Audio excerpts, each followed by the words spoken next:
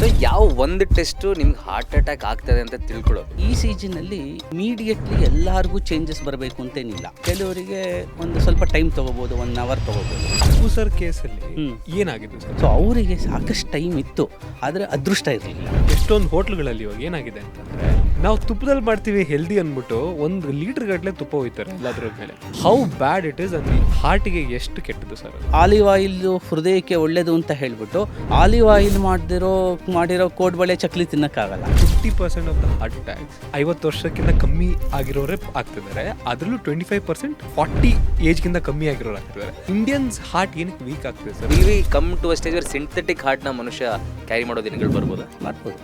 2 peg ತಗೊಂಡ್ರೆ ಏನೂ ಆಗಲ್ಲ, ಅದೊಂಥರ ಮೆಡಿಸಿನ್ ತರ. Is it a myth or truth sir? No, it partially true. ಇದು man made virus or biological? Only Chinese and American scientist can answer that. ಫೋನ್ನ ಇಲ್ಲಿ ಇಟ್ಕೊಂಡ್ರೆ ಹಾರ್ಟಿಗೆ ಅಫೆಕ್ಟ್ ಆಗುತ್ತೆ.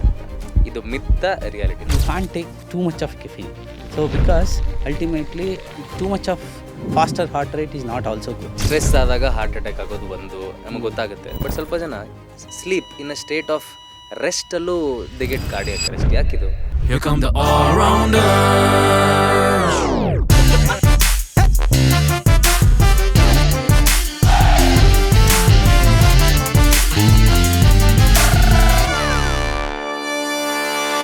ಆಲ್ರೌಂಡರ್ಸ್, ನೀವು ಒಂಥರ ನಮ್ಮ ಹಾರ್ಟ್ ಥರ.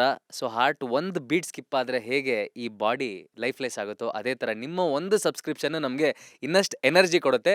85% ಜನ ಸಬ್ಸ್ಕ್ರೈಬ್ ಆಗಿಲ್ಲ, ಸೊ ಪ್ಲೀಸ್ ಸಬ್ಸ್ಕ್ರೈಬ್ ಮಾಡಿ. ಹಾರ್ಟ್ ಬಗ್ಗೆ ಯಾಕೆ ಹೇಳ್ತಾ ಇದ್ದೀನಿ ಅಂದರೆ, ಇವತ್ತಿನ episode is all about the heart. Doctor Raghavendra Chikkathur ಅಂತ ಮೆಡಿಕವರ್ ಹಾಸ್ಪಿಟಲ್ಸಿಂದ. ಸೊ ಯಾಕೆ ಯಂಗ್ಸ್ಟರ್ಸಲ್ಲಿ ಆಗ್ತದೆ, ಆ್ಯಕ್ಟರ್ಸಲ್ಲಿ ಆಗ್ತದೆ, ಪೊಲಿಟಿಷಿಯನ್ಸಲ್ಲಿ ಆಗ್ತದೆ, ಫಿಟ್ಟಾಗಿರೋರಲ್ಲಿ ಆಗ್ತದೆ, ಸ್ಟ್ರೆಸ್ ಯಾಕೆ ಆಗ್ತದೆ, ಎಲ್ಲ ವಿಷಯಗಳನ್ನ ಮಾತಾಡಿದ್ದೀವಿ in our own fun way. So ಈ ಎಪಿಸೋಡು ನಿಮ್ಮ ಫ್ರೆಂಡ್ಸಿಗೆ ಶೇರ್ ಮಾಡಿ, ನೀವು ನೋಡಿ, ಆ್ಯಂಡ್ ಮತ್ತೊಮ್ಮೆ ಸಬ್ಸ್ಕ್ರೈಬ್ ಮಾಡಿ. ಬನ್ನಿ ಹೋಗೋಣ. ಸರ್, ಇಂಗ್ಲೀಷಲ್ಲಿ ಒಂದು ಪ್ರಾವರ್ಬ್ ಇದೆ, an apple a day keeps the doctor away ಅಂತ. ಸೊ ಇವತ್ತು ನಾನು ಅಭಿಷೇಕ್ ಆ್ಯಪಲ್ ತಿನ್ಕೊಂಬೋದಿಲ್ಲ, ಅದಕ್ಕೆ ನಿಮ್ಮ ಭೇಟಿ ಆಗ್ತಾಯಿದೆ. I like to welcome doctor Raghavendra Chikkathur, cardiac surgeon from Medicover hospitals. Sir, ನಮ್ಮ ಆಲ್ರೌಂಡರ್ ಶೋಗೆ ಸ್ವಾಗತ, ಸುಸ್ವಾಗತ. ಮೈ ಟೇಪರ್ ಫಾಕ್ಸ್ ಸ್ಟುಡಿಯೋದಲ್ಲಿ ಈ ಆಲ್ರೌಂಡರ್ ಪಾಡ್ಕ್ಯಾಸ್ಟ್ ಶೋಗೆ ನನ್ನನ್ನು ಕರೆದಿದ್ದಕ್ಕೆ ನಿಮ್ಮೆಲ್ಲರಿಗೂ ತುಂಬ ತುಂಬ ಧನ್ಯವಾದಗಳು. ಸರ್, ನಿಮ್ಮ favourite channel D D Chandana by any chance? Did you use to watch? ಮಧ್ಯೆ ನೋಡ್ತೇವೆ. ಓಕೆ ಓಕೆ ಓಕೆ ಸರಿ, ಇವಾಗ ಹಾರ್ಟ್ ಅಂತಲೇ ತೊಗೊಂಬಿಡೋಣ. Because it is the most important organ ನಮ್ಮ ಬಾಡಿಯಲ್ಲಿ. And thanks to amazing surgeons like you, ಎಷ್ಟೋ ಜನ ತಮ್ಮ ಲಾಂಜಿವಿಟಿ ಲೈಫ್ ಸ್ಪ್ಯಾನ ಇನ್ಕ್ರೀಸ್ ಮಾಡ್ಕೋತಾ ಇದ್ದಾರೆ. ಬಟ್ ಜೆನರಿಕ್ ಆಗಿ ಸರ್, ಚೆಸ್ಟ್ ಪೇನ್ ಆದ್ರೂ ಅಥವಾ ಗ್ಯಾಸ್ಟ್ರಿಕ್ ಆದ್ರೂ, ಗರ್ಡ್ ಆದ್ರೂ, ಹಾರ್ಟ್ ಅಟ್ಯಾಕ್ ಆದ್ರೂ ಚೆಸ್ಟ್ ಪೇನ್ ಆಗುತ್ತೆ. ಸೊ ಮೇಜರ್ಲಿ ನಮಗೆ ಡಿಫ್ರೆನ್ಷಿಯೇಟ್ ಹೆಂಗೆ ಮಾಡೋದು, ಇದಕ್ಕೆ ನಾವು ಹಾಸ್ಪಿಟ್ಲ್ಗೆ ಹೋಗಬೇಕು ಅಂತ? ಯಾಕೆಂದರೆ ನೋಡಿ, ಈಗ ಹೃದಯದ ಕೆಳಗಡೆನೆ ನಮ್ಮ ಉದರ ಅಂದರೆ ಹೊಟ್ಟೆ ಇರುತ್ತೆ. ಸೊ ಎರಡರದ್ದು ಕೆಲವು ಸರಿ ಏನಾಗುತ್ತೆ, ಹೊಟ್ಟೆ ನೋವನ್ನು ಹೃದಯ ನೋವು ಅಂತೆಲ್ಲ ಮಿಮಿಕ್ ಮಾಡುತ್ತೆ, ಅಥವಾ ಹೊಟ್ಟೆ ನೋವು ಬಂದವರಿಗೆ ಅದು ಗ್ಯಾಸ್ಟ್ರಿಕ್ಕು ಅಥವಾ ಅಸಿಡಿಟಿ ಅಂತ ನಾವೇನು ಹೇಳ್ತೀವಿ ಆ ಥರನೂ ಅನಿಸ್ಬೋದು, ಇಲ್ಲ ಅಂತಲ್ಲ. ಅದು ಡಿಫ್ರೆನ್ಷಿಯೇಟ್ ಮಾಡೋಕ್ಕೆ ಏನಂತಂದರೆ, ಕೆಲವರಿಗೆ ಎದೆನೋವು ಬಂದಾಗ ಸ್ವೆಟ್ಟಿಂಗ್ ಬರುತ್ತೆ, ಅಂದರೆ ಬೆವರು ಬರುತ್ತೆ. ಆಮೇಲೆ ಎದೆನೋವು ಬಂದಾಗ, ಎದೆನೋವೇ ಆಗಿದ್ದರೆ, ಅದು ಹೃದಯಕ್ಕೆ ಸಂಬಂಧಪಟ್ಟಿದ್ದಂತೆ ನೋವಾಗಿದ್ದರೆ, ಅದು ಎಡಗಡೆ ಕೈ ಅಥವಾ ಎಡಗಡೆ ಶೋಲ್ಡರು ಈ ಭಾಗದಲ್ಲೂ ಅದು ರೆಫರ್ಡ್ ಪೇಯ್ನ್ ಅಂದರೆ ರೇಡಿಯೇಟ್ ಆಗ್ಬೋದು. ಮತ್ತು ಕೆಲವು ಎಸ್ಪೆಷಲಿ ಹೆಂಗಸರಲ್ಲಿ ಈ ದವಡೆ ಪೇಯ್ನ್ ಬರುತ್ತೆ, ಜಾ ಪೇಯ್ನು, ಅಥವಾ back of the nape of the neck ಅಂತ ಹೇಳ್ತೀವಿ. ಸೊ ಇವೆಲ್ಲ ಕೆಲವು ಡಿಫ್ರೆನ್ಷಿಯೇಟ್ ಮಾಡುತ್ತೆ. ಆಮೇಲೆ ಕೆಲವರಿಗೆ ಈ ಹಾರ್ಟ್ ಅಟ್ಯಾಕ್ ಆದಾಗ ಅಥವಾ ಚೆಸ್ಟ್ ಪೇಯ್ನ್ ಬಂದಾಗ ವಾಮಿಟಿಂಗು ಶುರುವಾಗ್ಬೋದು. ಬಟ್ ವಾಮಿಟಿಂಗ್ ಏನಾಗುತ್ತೆ, ಗ್ಯಾಸ್ಟ್ರಿಕಲ್ಲೂ ಕೆಲವರಿಗೆ ಆಗುತ್ತೆ, ಅದನ್ನು ಕನ್ಫ್ಯೂಷನ್ ಇರುತ್ತೆ. Sometimes it is difficult to differentiate also. ಆವಾಗ ನಾವೇನು ಮಾಡ್ತೀವಿ, ಕೆಲವು ಟೆಸ್ಟ್ಗಳನ್ನು ಮಾಡ್ತೀವಿ. ಟೆಸ್ಟ್ಗಳು ಮಾಡಿದಾಗ ನಮಗೆ ಅದು ಹೃದಯಕ್ಕೆ ಸಂಬಂಧಪಟ್ಟಿದೆ ಅಂತಲೇ ಗೊತ್ತಾಗತ್ತೆ. ಓಕೆ ಸರ್, ಇವಾಗ ನಾನು as far as I know there is angiogram, E C G. So ಯಾವ ಒಂದು ಟೆಸ್ಟು ನಿಮ್ಗೆ ಹಾರ್ಟ್ ಅಟ್ಯಾಕ್ ಆಗ್ತದೆ ಅಂತ ತಿಳ್ಕೊಳ್ಳೋದು? What is that one test that you should get when you get a symptom like that? ಈಗ ಏನಂತ ಹೇಳಿದ್ರೆ, E C ಜಿನಲ್ಲಿ ಇಮಿಡಿಯೇಟ್ಲಿ ಎಲ್ಲರಿಗೂ ಚೇಂಜಸ್ ಬರಬೇಕು ಅಂತೇನಿಲ್ಲ. ಕೆಲವರಿಗೆ ಒಂದು ಸ್ವಲ್ಪ ಟೈಮ್ ತೊಗೋಬೋದು, 1 ಅವರ್ ತೊಗೋಬೋದು. ಇನ್ನು ಕೆಲವು ಸರಿ ಬ್ಲಡ್ ಟೆಸ್ಟ್ ಅಂತ ಮಾಡ್ತೀವಿ. ಟ್ರೋಪೋನಿನ್ ಅಂತ ಕೇಳಿರ್ಬೋದು ಕೆಲವರು, ನೀವೆಲ್ಲ ಹೋದ್ರು. ಟ್ರೋಪೋನಿನ್ ಅಥವಾ ಮೊದಲೆಲ್ಲ ಹಿಂದೆ ಸ್ವಲ್ಪ 10-15 ವರ್ಷ ಹಿಂದೆ CPK-MB ಅಂತ ಮಾಡ್ತಾ ಇದ್ವಿ. ಈಗ ಎಲ್ಲ ಹಾಸ್ಪಿಟಲ್ಗಳಲ್ಲೂ ಟ್ರೋಪೋನಿನ್ ಅದು ಸ್ವಲ್ಪ ಅಂದರೆ ಇನ್ನೊಂದು ಸ್ವಲ್ಪ ಮೋರ್ ಸ್ಪೆಸಿಫಿಕ್ ಹಾರ್ಟ್ ಡಿಸೀಸಿಗೆ ಬಂದಾಗ, ಹಾರ್ಟ್ ಅಟ್ಯಾಕ್ ಬಂದಾಗ ಆ ಟೆಸ್ಟ್ಗಳು ಮಾಡ್ಬೋದು. ಆದರೆ ಒಂದೇ ಒಂದು ಟೆಸ್ಟು ಅಂತಲ್ಲ, ನಾವು ಎ ಕಾಂಬಿನೇಷನ್ ಆಫ್ ಅವ್ರದ್ದು ಸಿಮ್ಟಮ್ಸು, ಅವ್ರಿಗೆ ಏನಾಗ್ತಾ ಇದೆ ಅಥವಾ ECG ಏನಿದೆ, ಆಮೇಲೆ ಎಕೋಕಾರ್ಡಿಯೋಗ್ರಾಮ್ ಅಂತ ಮಾಡ್ತೀವಿ. ಎಕೋಕಾರ್ಡಿಯೋಗ್ರಾಮಲ್ಲಿ ಏನಾದರೂ ಹೃದಯ ಪಂಪಿಂಗ್ ಸರಿಯಾಗಿ ಕೆಲಸ ಮಾಡ್ತಾ ಇಲ್ಲ ಅಂದರೆ ಆವಾಗ ಹಾರ್ಟ್ ಅಟ್ಯಾಕ್ ಆಗಿದೆ ಅಂತ ಅರ್ಥ. ಸೊ ಇದೊಂಥರ ಕಾಂಬಿನೇಷನ್ ಆಫ್ ರಿಸಲ್ಟ್ಸ್. ಎಲ್ಲ ಒಂದೇ ಒಂದು ಅಂತ ಇದೇ ಒಂದೇ ಟೆಸ್ಟಿಂದ ನಾವು ಗೊತ್ತಾಗುತ್ತೆ ಅಂತಲ್ಲ, ಕಾಂಬಿನೇಷನ್ ಆಫ್ ಟೆಸ್ಟ್ ಅಂತ ಹೇಳ್ಬೋದು. ಸರ್, ಈಗ ಯಾರೋ ಮಾತಾಡ್ತಿರ್ಬೇಕಾರೆ ಎದೆ ಮುಟ್ಕೊಂಡು ಹೇಳಪ್ಪ ನಿನ್ನ ಹೇಳ್ತಿದ್ಯಾ ಇಲ್ವೋ, ಕರೆಕ್ಟಾಗಿ ಹೇಳ್ತಿದ್ಯಾ ಇಲ್ವೋ ಅಂತ ಹೇಳ್ತಾರೆ. ವೈ ದ್ಯಾಟ್ ಇಸ್ ಕನೆಕ್ಟೆಡ್ ಅಂದರೆ ಯಾಕೆ ಜನ ಎದೆ ಮುಟ್ಕೊಂಡು ಹೇಳು ಅಂತ ಹೇಳ್ತಾರೆ? ಯಾಕೆಂದರೆ ಒಂಥರ ಹೃದಯ ಭಾರಿ ಇಂಪಾರ್ಟೆಂಟು. ನೋಡಿ, ಕೆಲವು ಸರಿ ಏನಾಗುತ್ತೆ, ಈಗ ನಿಮಗೆ ಬ್ರೈನ್ ಅಂದರೆ ಮೆದುಳಿಂದ ನಿಮಗೆ ಯೋಚನೆಗಳು ಬರುತ್ತೆ, ಅದೆಲ್ಲ ಆಗುತ್ತೆ. ಆದರೆ ಈಗ ಹೃದಯನೇ ಬೇರೆ ಥರ, ಅದೊಂಥರ ಹಿಂದೆ ಕವಿಗಳು ಹಾಗೆ ವರ್ಣಿಸ್ತಾ ಇದ್ರು, ಎಲ್ಲರೂ ಅದೇ ಥರ ವರ್ಣಿಸ್ತಾ ಇದ್ರು. ಹೃದಯ ಅನ್ನೋದು ಒಂಥರ ಇಂಪಾರ್ಟೆಂಟ್, ಯಾಕೆಂದರೆ ರಕ್ತ ಸಂಚಾರ ಆಗೋದು ಅಲ್ಲಿಂದ ಆಗಿದ್ದರಿಂದ ಆ ರಕ್ತನೇ ಪೂರ್ತಿ ದೇಹದ ಎಲ್ಲ ಭಾಗಗಳಲ್ಲೂ ಇನ್ಕ್ಲೂಡಿಂಗ್ ಬ್ರೈನ್ ಅಂದರೆ ಇನ್ಕ್ಲೂಡಿಂಗ್ ಮೆದುಳು, ನಿಮ್ಮದು ಶ್ವಾಸಕೋಶ ಇರ್ಬೋದು, ಲಂಗ್ಸ್ ಇರ್ಬೋದು, ಹೊಟ್ಟೆ ಇರ್ಬೋದು, ಕೈಕಾಲಿರ್ಬೋದು, ಎಲ್ಲ ಕಡೆನೂ ಅದೇ ರಕ್ತ ಎಲ್ಲ ರಕ್ತನಾಳಗಳಲ್ಲಿ ಹರಿಯೋದ್ರಿಂದ ಒಂಥರ ಹೃದಯಕ್ಕೆ ಒಂಥರ ಥರ ಇಂಪಾರ್ಟೆನ್ಸ್ ಸಿಕ್ಕಿದೆ. ಸೊ ಭಾವನೆಗಳಿಗೆ, ಜೀವನದಲ್ಲಿ ಭಾವನೆಗಳಿಗೆ ಸಾಕಷ್ಟು ಇಂಪಾರ್ಟೆನ್ಸ್ ಇದೆ. ಓಕೆ, ಸೊ ಅದು ಸರ್, ಈಗ ಅಂದರೆ ಎಷ್ಟೊಂದು ಜನಕ್ಕೆ ಹಾರ್ಟ್ ಅಟ್ಯಾಕು ಮತ್ತು ಕಾರ್ಡಿಯಾಕ್ ಅರೆಸ್ಟ್ ಎರಡೂ ಡಿಫ್ರೆನ್ಸ್ ಗೊತ್ತಿಲ್ಲ. So what is the difference between heart attack and cardiac arrest? Very good question Abhishek. ಏನಂದರೆ ಹಾರ್ಟ್ ಅಟ್ಯಾಕ್ ಅಂತ ಹೇಳಿದ್ರೆ ನಾವು ಮೆಡಿಕಲಿ ಏನು ಹೇಳ್ತೀವಿ ಅಂದರೆ ಮಯೋಕಾರ್ಡಿಯಲ್ ಇನ್ಫಾರ್ಕ್ಷನ್ ಅಂತ ಹೇಳ್ತೀವಿ. ಅಂದರೆ ಹೃದಯದ ರಕ್ತನಾಳಗಳಲ್ಲಿ, ಹೃದಯಕ್ಕೂ ರಕ್ತನಾಳ ಇರುತ್ತೆ, ಕರೋನರಿ ಆರ್ಟ್ರೀಸ್ ಅಂತ ಕರಿತೀವಿ.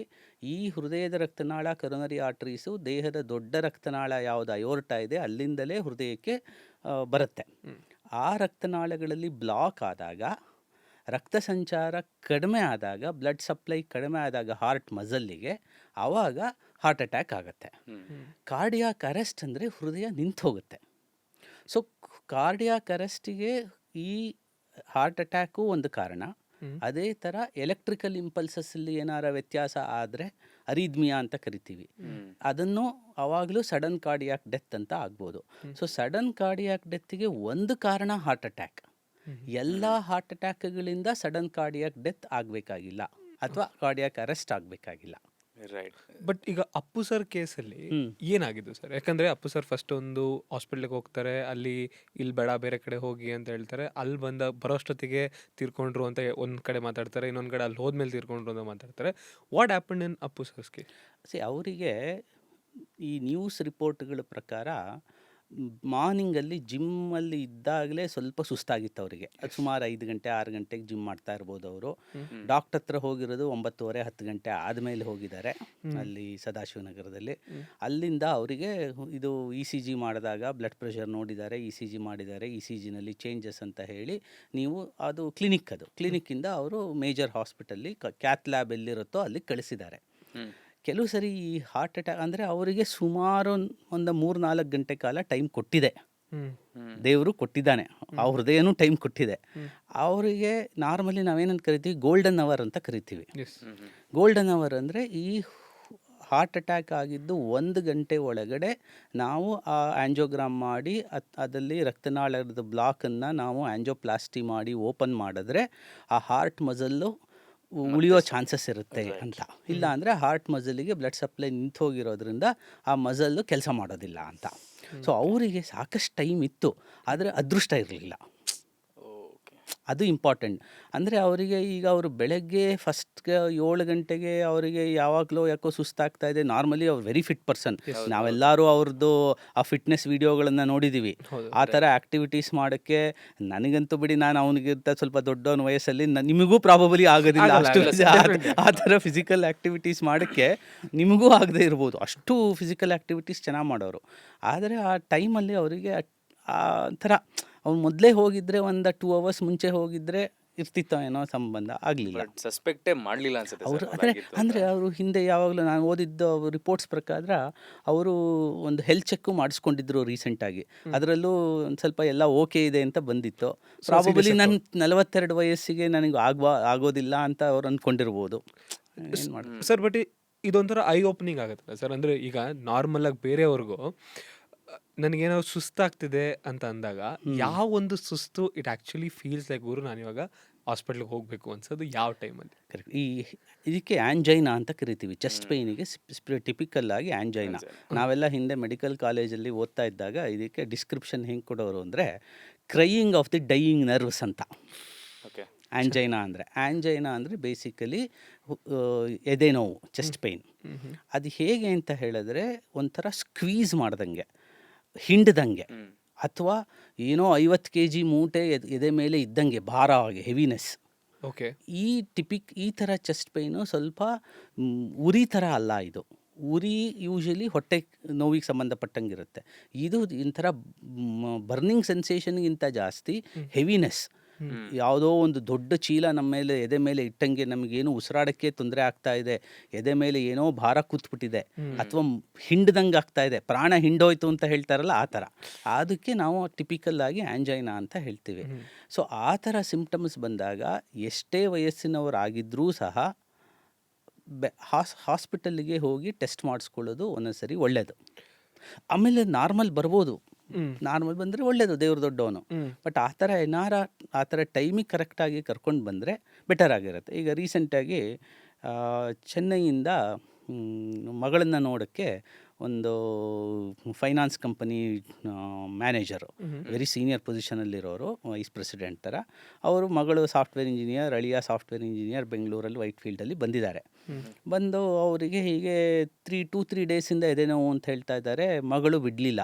ಮಗಳು ಕರ್ಕೊಂಡ್ಬಂದರು ಹಾಸ್ಪಿಟಲಿಗೆ ಕರ್ಕೊಂಬಂದರೆ ನಾವು ಆ್ಯಂಜಿಯೋಗ್ರಾಮ್ ಮಾಡಿದ್ರೆ ಅವರಿಗೆ 2 ಬ್ಲಡ್ ವೆಸಲ್ ಬ್ಲಾಕ್ ಆಗಿತ್ತು.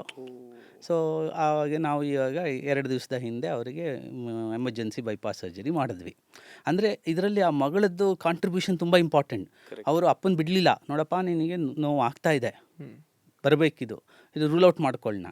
ಅವರು ಇಲ್ಲ ಅಷ್ಟೊಂದೇನಿಲ್ಲ ಅಂತ ಇದ್ದರು. ಆದರೆ ಆ್ಯಂಜಿಯೋಗ್ರಾಮ್ ಮಾಡಿದ್ವಿ, ಅವರಿಗೆ ಸಿಂಪ್ಟಮ್ಸ್ ಟಿಪಿಕಲ್ ಆಗಿತ್ತು. ಎಕೋನಲ್ಲೂ ಸ್ವಲ್ಪ ಹಾರ್ಟ್ ಮಸಲ್ ಸ್ವಲ್ಪ ಕಂಟ್ರಾಕ್ಟಿಲಿಟಿ ಅಂದರೆ ಪಂಪಿಂಗ್ ಸ್ವಲ್ಪ ಕಡಿಮೆ ಇತ್ತು, ಒಂದು 5-10%. ಆ್ಯಂಜಿಯೋಗ್ರಾಮ್ ಮಾಡಿದ್ರೆ ಬ್ಲಾಕ್ಸ್ ಬಂತು. ಸೊ ಟೈಮಿಗೆ ಕರೆಕ್ಟಾಗಿ ಕರ್ಕೊಂಡು ಬಂದರು. ಈ ಟೈಮಿಗೆ ಕರೆಕ್ಟಾಗಿ ಈ ಪುನೀತ್ ಅವ್ರ ಕೇಸಲ್ಲಿರ್ಬೋದು, ಅಥವಾ ಚಿರಂಜೀವಿ ಸರ್ಜಾ ಅವ್ರ ಕೇಸಲ್ಲಿರ್ಬೋದು, ಅವರು ಸಹ ಸ್ವಲ್ಪ ಸುಮಾರು ಗಂಟೆ, ಐ ಥಿಂಕ್ ಒಂದು ದಿವಸನೇ ಯಾಕಂದರೆ ಪ್ಯಾಂಡಮಿಕ್ ಟೈಮ್ ಬೇರೆ ಅವ್ರ ಟೈಮಲ್ಲಿ ಸ್ವಲ್ಪ ಒಂದು ದಿವಸ ನೆಗ್ಲೆಕ್ಟು ಮಾಡಿದ್ರು ಅವರು. ಸೊ ಅಂದರೆ ಅದು ತಪ್ಪು ಅಂತಲೂ ಹೇಳೋಕ್ಕಾಗಲ್ಲ, ಯಾಕೆಂದರೆ ಅವ್ರು ಇನ್ನೂ 38 ವರ್ಷ. ಸೊ ಚಿಕ್ಕ ವಯಸ್ಸಿನಲ್ಲಿ ಈ ಥರ ಆದಾಗ ಒಂದು ಸ್ವಲ್ಪ ಡೌಟ್ ಬರುತ್ತೆ, ನಾನು ಯಾಕೆ ಮಾಡಿಸ್ಕೋಬೇಕು, ನಂಗೆ ಆಗಿರಬಾರ್ದು. Correct. Sir, it's question that I was always curious because ನಿಮ್ಮ ಸ್ಟೇಜ್ ಸರ್ ಇಷ್ಟು ಹಾರ್ಟ್ಸ್ಗಳನ್ನ ನೋಡಿದ್ದೀರಲ್ಲ, do you have a count ಈ ಕರಿಯರಲ್ಲಿ ಇಷ್ಟು ಹಾರ್ಟ್ಸ್ನ ನೋಡಿರ್ಬೋದು ಅಂತ ಹೇಳಿದ್ರೆ? Is there a number that ಅಂದಾಜು ಒಂದು 5-6 ಸಾವಿರ ನೋಡಿರ್ಬೋದು. 5-6 ಸಾವಿರ. ಈಗ ನಾನು ಎಷ್ಟು 99ಇಂದ ಅಂದರೆ ಸುಮಾರು 26 ವರ್ಷ, 25-26 ವರ್ಷದಿಂದ ನಾವು ಹೃದಯದ ಆಪರೇಷನ್ನು ಅಥವಾ ಅದ್ರ ಸಂಬಂಧಪಟ್ಟಂಗೆ ಇದ್ದೀನಿ. ಸೊ ಅದರಿಂದ ನೋಡಿರ್ಬೋದು. ಡಾಕ್ಟರ್ ಅಂದರೆ ಹೇಳ್ತಾರೆ ಹಾರ್ಟು ನಿಮ್ಮ ಪಾಮ್ ಅಷ್ಟು ಸೈಜ್ ಇರುತ್ತೆ ಅಂತ. ಕರೆಕ್ಟ್. Is it true? ಯಾಕಂದ್ರೆ ಸ್ವಲ್ಪ ಜನ ಉದ್ದ ಅಂದಾಜು ಚಿಕ್ಕದಿರುತ್ತೆ. ಕರೆಕ್ಟ್. ಅಂದರೆ ಫಿಸ್ಟ್, ಪಾಮ್ ಅಲ್ಲ, ಫಿಸ್ಟ್. fist. ಅಂದರೆ ನೀವು ಕ್ಲೋಸ್ಡ್ ಫಿಸ್ಟ್ ಏನಿರುತ್ತೆ, ಅವರು ಕ್ಲೋಸ್ಡ್ ಫಿಸ್ಟ್ ಸೈಜಲ್ಲಿ ಹಾರ್ಟ್ ಇರುತ್ತೆ ಅಂತ ಹೇಳಬೇಕು. ಅದು ಅಂದರೆ ಅದು normal size heart. Right. So ಆ ಥರ ಕರೆಕ್ಟ್. ಈ ಬಿಗ್ ಹಾರ್ಟ್ ಅಂದರೆ ಇವ್ರಿಗೆ ಬಿಗ್ ಹಾರ್ಟ್ ಅಪ್ಪ ಅಂತ ಅಂತಾರಲ್ಲ, ಅದಕ್ಕೂ ಇದಕ್ಕೆ ಸಂಬಂಧ ಇದೆ ಸರ್? ಅಂದರೆ ದೊಡ್ಡ ಹಾರ್ಟ್ ಇತ್ತು ಅಂದರೆ ಡು ಸಮಥಿಂಗ್. ಅದು ಏನು ಮತ್ತೆ ಭಾವನೆ ಅಂದರೆ ದೊಡ್ಡ ಹೃದಯ ಇದೆ ಅಂದರೆ ಅವರಿಗೆ ಬೇರೆಯವರಿಗೆ ಕೊಡೋ ಮನಸ್ಸಿದೆ ಅಂತ. ಬಟ್ ಮೆಡಿಕಲಲ್ಲಿ ಅದೇನು ಹೆಲ್ಪ್ ಇಲ್ಲ. ಮೆಡಿಕಲಲ್ಲಿ ಡೆಫಿನೆಟ್ಲಿ ಹೆಲ್ಪ್ ಇಲ್ಲ. ದೊಡ್ಡ ಹೃದಯ ಇದೆ ಅಂದರೆ ಟೆಸ್ಟ್ ಮಾಡಿಸ್ಕೋಬೇಕು, ಏನಕ್ಕೆ ದೊಡ್ಡ ಇದೆ, ಅದಕ್ಕೆ ಕಾರಣ ಏನು, ಅದಕ್ಕೆ ಏನಾರ ಔಷಧಿ ಕೊಡಬೇಕಾ, ಬೇರೆ ಏನಾರ ಮಾಡಬೇಕಾ, ಅದು ಆ್ಯಕ್ಚುಲಿ ಡಿಫೆಕ್ಟ್. ಅದು ಕರೆಕ್ಟ್ ಸರ್. ಅಂದರೆ ಕೆಲವೊಂದು ಹಾರ್ಟ್ಗಳು ಜಾಸ್ತಿ ಫಾಸ್ಟಾಗಿ ಪಂಪ್ ಆಗುತ್ತೆ, ಕೆಲವೊಂದು ಕಡಿಮೆ ಪಂಪ್ ಆಗುತ್ತೆ. Is it related to blood pressure? ಯಾಕೆ ಆ ಥರ ಆಗುತ್ತೆ? ಬ್ಲಡ್ ಪ್ರೆಷರ್ಗಿಂತ ಹೆಚ್ಚಾಗಿ ಹಾರ್ಟ್ ಮಸಲ್ದು ಕಂಟ್ರಾಕ್ಟಿಲಿಟಿ ಎಬಿಲಿಟಿ ಮೇಲೆ ಹೋಗುತ್ತೆ. ಅಂದರೆ Okay. ನಾರ್ಮಲ್ ಹಾರ್ಟ್ ಫಂಕ್ಷನನ್ನು ನಾವು ಸುಮಾರು 60% ಅಂತ ಹೇಳ್ತೀವಿ. ಅಂದರೆ ಹೇಗೆ ಅಂದರೆ ಈಗ ಲೆಫ್ಟ್ ವೆಂಟ್ರಿಕಲ್, ಹೃದಯದಲ್ಲಿ 4 ಭಾಗ ಇದೆ. ರೈಟ್ ಏಟ್ರಿಯಮ್, ರೈಟ್ ವೆಂಟ್ರಿಕಲ್, ಆಮೇಲೆ left atrium, left ventricle. Okay, auricle atrium ಎರಡೂ ಒಂದೇ, ಲೆಫ್ಟ್ ಆರಿಕಲ್ ಅಂತಲೂ ಹೇಳ್ತೀವಿ. ಸೊ ಈ ಲೆಫ್ಟ್ ವೆಂಟ್ರಿಕಲಲ್ಲಿ ಏನು ಬ್ಲಡ್ ಇರುತ್ತೋ, ಈಗ ಸುಮಾರು 100 ml ಬ್ಲಡ್ ಇದೆ ಅಂತ ಇಟ್ಕೊಳ್ಳಿ, ಮಿನಿಮಮ್ 60 ml ಬ್ಲಡ್ಡು ಅಯೋರ್ಟಾಗಿ ಹೋಗಬೇಕು. ಓಕೆ. ಅದನ್ನು ನಾವು ನಾರ್ಮಲ್ ಹಾರ್ಟ್ ಫಂಕ್ಷನ್ ಅಂತೀವಿ. ಹಾರ್ಟ್ ಯಾವಾಗಲೂ ಎಂಟಿ ಆಗಲ್ಲ, ಸ್ವಲ್ಪ ಇದ್ದೇ ಇರುತ್ತೆ ಲೆಫ್ಟ್ ವೆಂಟ್ರಿಕಲ್ ಬ್ಲಡ್. ಸೊ ಈ 60% ಕಡಿಮೆ ಆದಾಗ ನಾವು ಅದನ್ನು ಹಾರ್ಟ್ ಪಂಪಿಂಗ್ ಕಡಿಮೆ ಆದಾಗ ಕಡಿಮೆ ರಕ್ತ ಹೋಗುತ್ತೆ. ಓಕೆ ಓಕೆ ಓಕೆ ಸರ್ ಅದು ಕಾರಣಗಳು ಬೇರೆ ಇರುತ್ತೆ ಹಾರ್ಟ್ ಮಸಲ್ಗೆ. ಮೋಸ್ಟ್ ಇಂಪಾರ್ಟೆಂಟ್ ಈ ಕರೋನರಿ ಆರ್ಟರಿ ಡಿಸೀಸ್ ಅಥವಾ ನಾವೇನು ಹೇಳ್ತೀವಿ ಬ್ಲಾಕ್ಸ್ ಏನಂತ ಹೇಳ್ತೀವಿ ಅದರಿದ್ದರೆ Which is ರಕ್ತನಾಳಗಳಲ್ಲಿ, not necessarily heredity, but as family ಹಿಸ್ಟ್ರಿನೊಳಗೆ ಸ್ಟ್ರಾಂಗ್ಲಿ ಪಾಸಿಟಿವ್ ಇದ್ದರೆ ಅದು ಕೆಲವರಿಗೆ ಬರ್ಬೋದು. ಅಂದರೆ ಈಗ ಅಪ್ಪ ಅಥವಾ ಅಣ್ಣ ತಮ್ಮಂದರಿಗೆ, ಅಕ್ಕ ತಂಗಿಯರಿಗೆ ಅಥವಾ ಅಮ್ಮಂದರಿಗೆ ಹೃದಯದ ಡಿಸೀಸ್ ತುಂಬ ಚಿಕ್ಕ ವಯಸ್ಸಲ್ಲಿ ಈ ಬ್ಲಾಕ್ಸ್ ಏನಾರು ಆಗಿ ಅವರಿಗೆ ಏನಾದರೂ ಹಿಂದೆ ಆಂಜಿಯೋಪ್ಲಾಸ್ಟಿ ಬೈಪಾಸ್ ಸರ್ಜರಿ ಆಗಿದೆ ಅಂದರೆ 50-55 ವರ್ಷದೊಳಗೆ ಆಗಿದ್ದರೆ ಅದು ಸ್ಟ್ರಾಂಗ್ ಫ್ಯಾಮಿಲಿ ಹಿಸ್ಟ್ರಿ ಅಂತ ಹೇಳ್ತೀವಿ. ಆವಾಗ 40-60% ಚಾನ್ಸ್ ಜಾಸ್ತಿ ಇರುತ್ತೆ. ಸೊ ಈಗ ಅಕಸ್ಮಾತ್ anyone has a history, better get your self checked once. Especially after the age of 40 better get one self checked. Sir ಈಗ ಹಾರ್ಟ್ ಅಟ್ಯಾಕು ಹೆರಿಡಿಟ್ರಿಯಿಂದ ಬರುತ್ತಾ? ಅದೇ ಫ್ಯಾಮಿಲಿ ಹಿಸ್ಟ್ರಿ ಪಾಸಿಟಿವ್ ಅಂದರೆ ಈಗ ನೋಡಿ ಹೆರಿಡಿಟರಿ ಅಂದರೆ ಏನಾಗುತ್ತೆ, ಈಗ diabetes, hypertension, especially diabetes. ಈ ಡಯಾಬಿಟೀಸು ಅಪ್ಪ ಅಮ್ಮಂಗೆ ಡಯಾಬಿಟೀಸ್ ಇದ್ದರೆ ಮಕ್ಕಳಿಗೆ ಡಯಾಬಿಟೀಸ್ ಬರೋ ಚಾನ್ಸಸ್ ಜಾಸ್ತಿ ಇರುತ್ತೆ. ಸೊ ಅದೇ ಥರ ಕೆಲವು ಜೆನೆಟಿಕ್ ಫ್ಯಾಕ್ಟರ್ಸ್ ಇರುತ್ತೆ, ಅಂದರೆ ಒಬೆಸಿಟಿ. ಈಗ ನೀವು ನೋಡಿರ್ಬೋದು, ಅಪ್ಪ ಅಮ್ಮ ದಪ್ಪ ಇತ್ತು ಅಂತ ಹೇಳಿದ್ರೆ ಮಕ್ಕಳುಗಳು ದಪ್ಪ ಇರೋ ಚಾನ್ಸಸ್ ಇರುತ್ತೆ. ಸೊ ಇದೆಲ್ಲ ಜೆನೆಟಿಕಲಿ ಪಾಸ್ ಆಗೋದ್ರಿಂದ ಸೇಮ್ ನೆಕ್ಸ್ಟ್ ಜನ್ರೇಷನ್ಗೆ, ಸೊ ಅವರಿಗೆ ಈ ಹೃದಯದ ಸಂಬಂಧಪಟ್ಟಂಗೆ ರಿಸ್ಕ್ಗಳು ಪಾಸ್ ಆಗೋ ಚಾನ್ಸಸ್ ಇರುತ್ತೆ. ಅಂದರೆ ಕೆಲವು ಆದ್ದರಿಂದ ನಾವು ಆ ಥರ ಫ್ಯಾಮಿಲಿ ಹಿಸ್ಟ್ರಿ ಇದ್ದರೆ ಡೆಫಿನೆಟ್ಲಿ ಬೇಗ ಚೆಕ್ ಮಾಡಿಸ್ಕೊಂಡು ರೂಲ್ ಔಟ್ ಮಾಡಿಸ್ಕೊಳ್ಳೋದು ಬೆಟರ್. ಸರ್ ಈಗ ನೀವು 5000 to 6000 ಹಾರ್ಟ್ಸ್ ನೋಡಿದ್ದೀರಾ ಅಂತ ಹೇಳಿದ್ದಾರೆ. You have seen good hearts, bad hearts ಎಲ್ಲ ಥರ. ಗುಡ್ ಹಾರ್ಟ್ ಸಿಂಪ್ಟಮ್ಸ್ ಏನು, ಬ್ಯಾಡ್ ಹಾರ್ಟ್ ಸಿಂಪ್ಟಮ್ಸ್ ಏನು? ಅಂದರೆ ಒಂದು ಒಳ್ಳೆ ಹೃದಯ ಇದೆ ಒಬ್ಬ ಮನುಷ್ಯನಿಗೆ ಅಂದರೆ ನಾಟ್ ಲೈಕ್ ಅದೇ ಮೆಂಟಲಿ ಅಲ್ಲ, ಫಿಸಿಕಲಿ ಒಳ್ಳೆ ಮಸಲ್ ಇದೆ ಅಂದರೆ ವಾಟ್ ಆರ್ ದ ಸಿಂಪ್ಟಮ್ಸ್? ಬ್ಯಾಡ್ ಹಾರ್ಟ್ಗೆ ಏನೇನು ಸಿಂಪ್ಟಮ್ಸ್ ಇರುತ್ತೆ ಸರ್? ಅಂದರೆ ಈಗ ಈ ಕೆಲವರಿಗೆ ಏನಾಗುತ್ತೆ, ರೂಟೀನ್ಸ್ ಹೆಲ್ತ್ ಚೆಕ್ ಮಾಡಿಸ್ಕೋತಾರೆ. ಹೌದು, 40, 45, 50 ಇಯರ್ಸ್. ಈಗ ಕಂಪನಿಗಳೆಲ್ಲ ಮ್ಯಾಂಡೇಟ್ ಮಾಡಿಬಿಟ್ಟಿರುತ್ತೆ ಹೆಲ್ತ್ ಚೆಕ್ಸನ್ನು ಆ್ಯನ್ಯುಯಲಿ ಹೆಲ್ತ್ ಚೆಕ್ ಮಾಡಿಸ್ಕೊಳ್ಳಿ ಅಂತ. ಆ ಹೆಲ್ತ್ ಚೆಕ್ನಲ್ಲಿ ನಮಗೆ ಟ್ರೆಡ್ಮಿಲ್ ಎಕೋ ಮಾಡ್ತೀವಿ, ಟ್ರೆಡ್ಮಿಲ್ ಟೆಸ್ಟ್ ಮಾಡ್ತೀವಿ. ECG ಎಕೋ ನಾರ್ಮಲ್ ಬರುತ್ತೆ. ಟ್ರೆಡ್ಮಿಲ್ ಟೆಸ್ಟಲ್ಲಿ ನಮಗೆ ಪಾಸಿಟಿವ್ ಅಂದರೆ ಅವ್ರದ್ದು ಹಾರ್ಟನ್ನು ಸ್ಟ್ರೆಸ್ಸಿಗೆ ನಾವು ಒಳಪಡಿಸಿದಾಗ, ಅಂದರೆ ಟ್ರೆಡ್ಮಿಲ್ ಮೇಲೆ ನಡೆಸಿ ಅದು ಸ್ವಲ್ಪ ಸ್ಟ್ರೆಸ್ ಹಾರ್ಟ್ ರೇಟ್ ಜಾಸ್ತಿ ಮಾಡಿ ಸ್ವಲ್ಪ ಸ್ಟ್ರೆಸ್ ಜಾಸ್ತಿ ಕೊಟ್ಟಾಗ ಇನ್ಕ್ಲಿನೇಷನ್ ಮೇಲೆ ವಾಕ್ ಮಾಡಿಸ್ತೀವಿ. ಆವಾಗ ಸ್ವಲ್ಪ ರಕ್ತ ಸಂಚಾರ ಕಡಿಮೆ ಆಗೋ ಚಾನ್ಸ್ ಏನಾರ ಇತ್ತು ಅಂತ ಹೇಳಿದ್ರೆ, ಬ್ಲಾಕ್ಸ್ ಏನಾರ ಇತ್ತು ಅಂದರೆ ECGನಲ್ಲಿ ಚೇಂಜಸ್ ಕಾಣಿಸ್ಕೊಳುತ್ತೆ. ಅಂಥವರಿಗೆ ನಾವು ಆಂಜಿಯೋಗ್ರಾಮ್ ಮಾಡ್ತೀವಿ. ಆಂಜಿಯೋಗ್ರಾಮಲ್ಲಿ ಏನೋ ಬ್ಲಾಕ್ಸ್ ಇದೆ ಅಂತ ಗೊತ್ತಾಗುತ್ತೆ. ಆ ಬ್ಲಾಕ್ಸ್ ಇದೆ ಅಂತ ಗೊತ್ತಾದಾಗ ನಾವು ಆವಾಗ ಆಂಜಿಯೋಪ್ಲಾಸ್ಟಿನೋ ಅಥವಾ ಬೈಪಾಸ್ ಸರ್ಜರಿನೋ ಮಾಡ್ತೀವಿ. ಅವ್ರದ್ದು ಹೃದಯದ ಫಂಕ್ಷನ್ ನಾರ್ಮಲ್ ಇರುತ್ತೆ, 60% ಇರುತ್ತೆ. ECG 12 ಲೀಡ್ ECG ರೆಸ್ಟಿಂಗಲ್ಲಿ ಏನು ಮಾಡ್ತೀವಿ ಅದು ನಾರ್ಮಲ್ ಇರುತ್ತೆ. ಆದರೆ ಟ್ರೆಡ್ಮಿಲ್ ಮೇಲೆ ನಡೆಸಿದಾಗ ಪಾಸಿಟಿವ್ ಬಂದು ನಾವು ಆಂಜಿಯೋಗ್ರಾಮ್ ಮಾಡಿದಾಗ ಬ್ಲಾಕ್ಸ್ ಬಂದಾಗ ಅವರಿಗೆ ಹಾರ್ಟ್ ಫಂಕ್ಷನ್ ನಾರ್ಮಲ್ಲೇ ಇರುತ್ತೆ, ಪಂಪಿಂಗ್ ಆ್ಯಕ್ಷನ್ ನಾರ್ಮಲ್ ಇರುತ್ತೆ, ಹಾರ್ಟ್ ಸೈಜು ನಾರ್ಮಲ್ ಇರುತ್ತೆ. ಆದರೆ ಈ ಥರ ನಾವು ಡಿಸೀಸ್ಗಳನ್ನು ಬೈಪಾಸ್ ಸರ್ಜರಿ ಮಾಡಬೇಕಾಗುತ್ತೆ. ಯಾಕೆಂದರೆ ಒಂದು ಸರಿ ನಾವು ಕಂಡಿಡಿದ ಮೇಲೆ ನೆಕ್ಸ್ಟ್ ಟೈಮ್ ಸಪೋಸ್ ಅವರಿಗೆ ಹಾರ್ಟ್ ಅಟ್ಯಾಕ್ ಆಗುತ್ತೆ ಅಂತ ಅಂದ್ಕೊಳ್ಳಿ, ಆವಾಗ ಹಾರ್ಟ್ ಫಂಕ್ಷನ್ ಕಡಿಮೆ ಆಗೋ ಚಾನ್ಸಸ್ಸು, ಲೈಫ್ ರಿಸ್ಕ್ ಡೆತ್ ಆಗೋ ಚಾನ್ಸಸ್ಸು ಜಾಸ್ತಿ ಇರುತ್ತೆ. ಸೊ ಅದಕ್ಕೆ ನಾವು ಸ್ಟೆಂಟಿಂಗು ಅಥವಾ ಬೈಪಾಸ್ ಸರ್ಜರಿ ಮಾಡ್ತೀವಿ. ಆವಾಗ ಹಾರ್ಟ್ ಫಂಕ್ಷನ್ ಚೆನ್ನಾಗೇ ಇರುತ್ತೆ. ಓಕೆ. ಸೊ ಹಾರ್ಟ್ ಫಂಕ್ಷನ್ ಚೆನ್ನಾಗಿಲ್ಲದೆ ಇರೋರಿಗೆ ಉಸಿರಾಡೋಕ್ಕೆ ತೊಂದರೆ ಆಗ್ಬೋದು, ಎದೆನೋ ಬರ್ಬೋದು, ಕಾಲಲ್ಲಿ ನೀರು ತುಂಬ್ಕೋಬೋದು, ಆ ಥರ ಎಲ್ಲ ಆಗ್ಬೋದು. ಸರ್ ಈಗ ಈ ಒಂದು ಹೇಳಿದ್ರಲ್ಲ, ಅಂದರೆ ಈ ಟೆಸ್ಟ್ಗೆ ಎಷ್ಟು ಖರ್ಚಾಗುತ್ತೆ ಸರ್? ECG depends. ಅಲ್ಲಲ್ಲ, ನಿಮ್ಮ ಈಗ ಏನು ಆಂಜಿಯೋಗ್ರಾಮ್ ಅದೇ ECG ಟ್ರೆಡ್ಮಿಲ್ ಮೇಲೆ ಮಾಡೋದು ಅದೇ ಅಲ್ವಾ? ಅಲ್ಲ, ಟ್ರೆಡ್ಮಿಲ್ ಮೇಲೆ ಮಾಡೋದು ಸ್ಟ್ರೆಸ್ ಟೆಸ್ಟ್, TMT. ಬಿಕಾಸ್ ಇವಾಗ ಎಲ್ಲರೂ ಬೆಂಗಳೂರಲ್ಲಿ ಎಲ್ಲರೂ ಮಾಡಿಸ್ಬೇಕು ಅನ್ಸುತ್ತೆ ಸರ್. ಹಂಗೆ ಎಲ್ಲರೂ ಮಾಡಿಸ್ಬೇಕು ಅಂತಲ್ಲ, ಇಂಡಿಕೇಶನ್ಸ್ ಇರುತ್ತೆ. ಒಂದು 1500 ಇಂದ 2000 ರೂಪಾಯಿ ತನಕ ಅದನ್ನ ಟ್ರೆಡ್ಮಿಲ್ ಟೆಸ್ಟ್ ಮಾಡಿಸ್ತಾರೆ. ಓಕೆ. ಸೊ ಎಕೋಗೂ ಸೇಮ್ ಚಾರ್ಜಸ್ 1500ಇಂದ 2500 ತನಕ ರೇಂಜ್ ಇರುತ್ತೆ, ಡಿಪೆಂಡಿಂಗ್ ಆನ್ ಪ್ಲೇಸಸ್ ಡು. ಅಂದರೆ ಡಯಾಗ್ನೋಸ್ಟಿಕ್ಸಲ್ಲಿ ನಾರ್ಮಲಿ ಕಡಿಮೆ ಇರುತ್ತೆ. ಡಯಾಗ್ನೋಸ್ಟಿಕ್ ಸ್ಮಾಲ್ ಸೆಂಟರ್ಸ್, ಈಗ ಈ ಸ್ಟುಡಿಯೋ ಥರ ಇರುತ್ತೆ, ಅವರಿಗೆ ಓವರ್ ಹೆಡ್ಸ್ ಕಡಿಮೆ ಇರುತ್ತೆ, ಎಸ್ಟಾಬ್ಲಿಷ್ ಮಾಡೋಕ್ಕೆ ಈಸಿ ಇರುತ್ತೆ. ಸೊ ಹಾಸ್ಪಿಟಲ್ಸ್ ಆದರೆ ನಿಮಗೆ ವರ್ಕರ್ಸ್ ಜಾಸ್ತಿ ಇರ್ತಾರೆ, ದೊಡ್ಡ ಹಾಸ್ಪಿಟಲ್ ಇರುತ್ತೆ, ಮೇಂಟೆನೆನ್ಸ್ ಇರುತ್ತೆ. Okay. ಸೊ ಸ್ವಲ್ಪ ಲಿಟಲ್ ಒಂದು 500 rupees ಜಾಸ್ತಿ Okay, ಇರ್ಬೋದು. ಈಗ- ಸೊ ಈ ಎಕೋಗೆ ಒಂದು 1500 to 2500, TMTಗೂ ಹಾಗೆ 1500 to 2500. ಆಂಜಿಯೋಗ್ರಾಮಿಗೆ 15,000ದಿಂದ ಒಂದು 25-30 ಸಾವಿರ ತನಕ ಆಗುತ್ತೆ. ಈಗ ಬೆಸ್ಟ್ ಈಗ ನಾನೊಂದು ಸಾಫ್ಟ್ವೇರ್ ಇಂಜಿನಿಯರು ಸರ್, ನನಗೆ ಸ್ಟ್ರೆಸ್ ಇದೆ ಅಂತ ನನಗೆ ಅನಿಸ್ತಾ ಇದೆ, ನಂಗೆ ಸ್ವಲ್ಪ ಫೀಲ್ ಆಗ್ತಿದೆ, ನೀವು ಹೇಳ್ದಂಗೆ ಬ್ರೀದಿಂಗ್ ಮಾಡೋದಾಗಿರಲಿ ಅದು ಇದು ಫೀಲ್ ಆಗ್ತಾ ಇದೆ.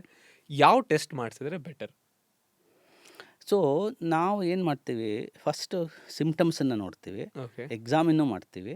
ಅವರಿಗೆ ರುಟೀನಾಗಿ ಫಸ್ಟ್ ಈಗ ಬ್ರೆತ್ಲೆಸ್ನೆಸ್ ಬಂದಿದೆ ಅಂದರೆ ಫಸ್ಟ್ ಚೆಸ್ಟ್ ಎಕ್ಸ್ರೇ, ECG ಮಾಡ್ತೀವಿ. ಇಲ್ಲ ಅವರು ಇನ್ನೂ ನಮಗೆ ಸಮಾಧಾನ ಬರಲಿಲ್ಲ ಅಂದರೆ ಎಕೋಕಾರ್ಡಿಯೋಗ್ರಾಮ್ ಮಾಡ್ತೀವಿ. ಸೊ ನಾರ್ಮಲಿ ಇಷ್ಟು ಎಲ್ಲ ನಾರ್ಮಲ್ ಬಂದಿದೆ, ಅವ್ರಿಗೇನು ಸಿಮ್ಟಮ್ಸ್, ಏಕೆಂದರೆ ಈಗ ಆಂಜೈನಾ ಅಂದರೆ ನಡೆದಾಗ ಬರಬೇಕು, ಎಕ್ಸರ್ಷನ್ ಮಾಡಿದಾಗ ಚೆಸ್ಟ್ ಪೇಯ್ನು, ರೆಸ್ಟ್ ತೊಗೊಂಡಾಗ ರಿಲೀಫ್ ಆಗಬೇಕು, ಅದಾದರೆ ಟಿಪಿಕಲ್ ಆಂಜೈನಾ ಅಂತ ಕರಿತೀವಿ ನಾವು. ಆ ಥರ ಎಲ್ಲ ಸಿಮ್ಟಮ್ಸ್ ಇದ್ದರೆ ಡೆಫಿನೆಟ್ಲಿ ಮುಂದೆ ನಾವು ECG ಎಕೋ ನಾರ್ಮಲ್ ಇದ್ದರೂ ಮುಂದೆ ಏನೋ ಟೆಸ್ಟ್ ಹೇಳ್ತೀವಿ. ಇಲ್ಲ ಅಂದರೆ ಆ ಥರ ಟಿಪಿಕಲ್ ಅನಿಸ್ಲಿಲ್ಲ ಅಂದರೆ ಬೇಸಿಕ್ ಟೆಸ್ಟ್ ಮಾಡಿಬಿಟ್ಟು ನಾವು ಅವರಿಗೆ ರಿಯಶ್ಯೂರೆನ್ಸ್ ಕೊಟ್ಟು ಅಥವಾ ಬೇರೆ ಏನಾರ ಅದಕ್ಕೆ ಲೋಕಲಿ ಏನಾರ ಕೊಡಬೇಕಂತ ಟ್ಯಾಬ್ಲೆಟ್ಸ್ ಏನಾರ ಕೊಟ್ಬಿಟ್ಟು ಕಳಿಸ್ತೀವಿ. ಸೊ ಮೇನ್ಲಿ ಸರ್ ಹಾರ್ಟ್ಗೆ ರಿಲೇಟೆಡ್ ಪ್ರಾಬ್ಲಮ್ಸ್ ಆಗೋದು ಅದಕ್ಕೆ ಬಿಕಾಸ್ ಆಫ್ ಕೊಲೆಸ್ಟ್ರಾಲ್. ಅದರಲ್ಲಿ ಲೋ ಡೆನ್ಸಿಟಿ ಬರುತ್ತೆ, ಹೈ ಡೆನ್ಸಿಟಿ ಬರುತ್ತೆ. ಬಟ್ ನಾನು ಅಬ್ಸರ್ವ್ ಮಾಡ್ತಾ ಇರ್ತೀನಿ, a lot of these oil companies ಏನು ಹೇಳುತ್ತೆ, ನಮ್ಮ ಆಯಿಲು ಹಾರ್ಟಿಗೆ ಒಳ್ಳೆಯದು. But at the end of the day ನನಗೆ ಗೊತ್ತಿರೋ ಹಾಗೆ ಎಲ್ಲ ಪೆಟ್ರೋಕೆಮಿಕಲ್ ರೆಸಿಡ್ಯೂಸೇ ಆಯಿಲ್ ನಾವು ಕನ್ಸ್ಯೂಮ್ ಮಾಡೋದು, ಅಥವಾ what we use is palm oil, all those unrefined oils. So ಈ ಒಂದು ಥಿಯರಿ ಕರೆಕ್ಟಾ? ಹಾರ್ಟ್ ಹೆಲ್ತ್ಗೆ ಹೆಲ್ಪ್ ಆಗೋ ಥರ? ಕೆಮಿಕಲ್ ರೆಸಿಡ್ಯೂ ಅಲ್ಲ. ಈಗ ನಾವು ಈಗ ವೆಜಿಟಬಲ್ ಆಯಿಲ್ಸ್ ಬರುತ್ತೆ, ಅಥವಾ ಈ ಥರ ಈಗ ಆಲಿವ್ ಆಯಿಲ್ ಬರುತ್ತೆ. ಈಗ ಹೇಗಂತಂದರೆ ಕೆಲವು ಈಗ monounsaturated, polyunsaturated acid oil ಕಾಂಬಿನೇಷನ್ನು ಚೆನ್ನಾಗಿರುತ್ತೆ, ಇಲ್ಲ ಅಂತಲ್ಲ. ಅಂದರೆ ಈಗ olive, extra virgin olive oil ಅಂತ ಕೇಳಿರ್ಬೋದು, ಅದನ್ನೆಲ್ಲ ಡೆಫಿನೆಟ್ಲಿ ಅದು ಹಾರ್ಟ್ ಹೆಲ್ತಿ ಆಯಿಲ್ಸ್. ಅದನ್ನು ಆಲಿವ್ ಆಯಿಲ್ ಇರ್ಬೋದು, ಅಥವಾ ಸನ್ಫ್ಲವರ್ ಆಯಿಲು ಇರುತ್ತೆ, ಅದರಲ್ಲೂ ಸ್ವಲ್ಪ ಈ ಥರ ಅನ್ಸ್ಯಾಚುರೇಟೆಡ್ ಫ್ಯಾಟಿ ಆ್ಯಸಿಡ್ಸ್ ಜಾಸ್ತಿ ಇರುತ್ತೆ. ಸೊ ಈ ಮೋಸ್ಟ್ ಇಂಪಾರ್ಟೆಂಟ್ ಏನಂತ ಹೇಳಿದ್ರೆ, ಯಾವುದನ್ನಾದರಲ್ಲಿ ಮಾಡರೇಷನಲ್ಲಿ ಉಪಯೋಗಿಸ್ಬೇಕು. ಅಂದರೆ ಲಿಮಿಟೆಡ್ ಕ್ವಾಂಟಿಟೀಸಲ್ಲಿ. ಈಗ ನಾನು ಆಲಿವ್ ಆಯಿಲು ಹೃದಯಕ್ಕೆ ಒಳ್ಳೆಯದು ಅಂತ ಹೇಳಿಬಿಟ್ಟು ಆಲಿವ್ ಆಯಿಲ್ ಮಾಡಿರೋ ಕೋಡ್ಬಳೆ ಚಕ್ಲಿ ತಿನ್ನೋಕ್ಕಾಗಲ್ಲ. ಅಂದರೆ ಆಲಿವ್ ಆಯಿಲ್ ನೀವು ಕರೆದಾಗ ಆಲಿವ್ ಆಯಿಲಿನ ಗುಡ್ ಪ್ರಾಪರ್ಟೀಸ್ ಏನಿರುತ್ತೆ ಅದೆಲ್ಲ ಹೋಗ್ಬಿಡುತ್ತೆ. ಸೊ ಆಲಿವ್ ಆಯಿಲ್ ನ್ಯಾಚುರಲ್ ಆಗಿ ನಾವು ಮೇಲ್ಗಡೆ ಹಾಕ್ಕೊಂಡು, ಅಂದರೆ ಸಲಾಡಿಗೆ ಡ್ರೆಸ್ಸಿಂಗ್ ಮಾಡ್ಕೊಳ್ಳೋ ಥರ ಆ ಥರ ಯೂಸ್ ಮಾಡೋ ಥರ ಆಲಿವ್ ಆಯಿಲ್ ಅದು. ನಾವು ಅದನ್ನು ಜಾಸ್ತಿ ಬಿಸಿ ಮಾಡಿ ಚೆನ್ನಾಗಿ ಬಾಣಲೆಯಲ್ಲಿ ಹಾಕ್ಬಿಟ್ಟು ಅದನ್ನು ಚೆನ್ನಾಗಿ, ಈಗ ಬೋಂಡ ಕರಿತಾರಲ್ಲ ಅಲ್ಲಿ, ಆ ಥರ ಅದನ್ನು ನೀವು ಯಾವುದೇ ಆಯಿಲನ್ನು ನೀವು ಆ ಟೆಂಪರೇಚರಿಗೆ, ಆ 100 ಡಿಗ್ರಿ ಸೆಲ್ಸಿಯಸ್ಸಲ್ಲಿ ಬಾಯ್ಲ್ ಮಾಡಿದಾಗ ರ್ಯಾನ್ಸಿಡ್ ಆಗಿಬಿಡುತ್ತೆ, ಅದರದ್ದು ಗುಡ್ ಪ್ರಾಪರ್ಟೀಸ್ ಎಲ್ಲವುದು ಹೋಗ್ಬಿಡುತ್ತೆ, ಕರ್ದಿರೋ ಎಣ್ಣೆ ಎಲ್ಲ ರ್ಯಾನ್ಸಿಡ್ ಆಗಿಬಿಡುತ್ತೆ.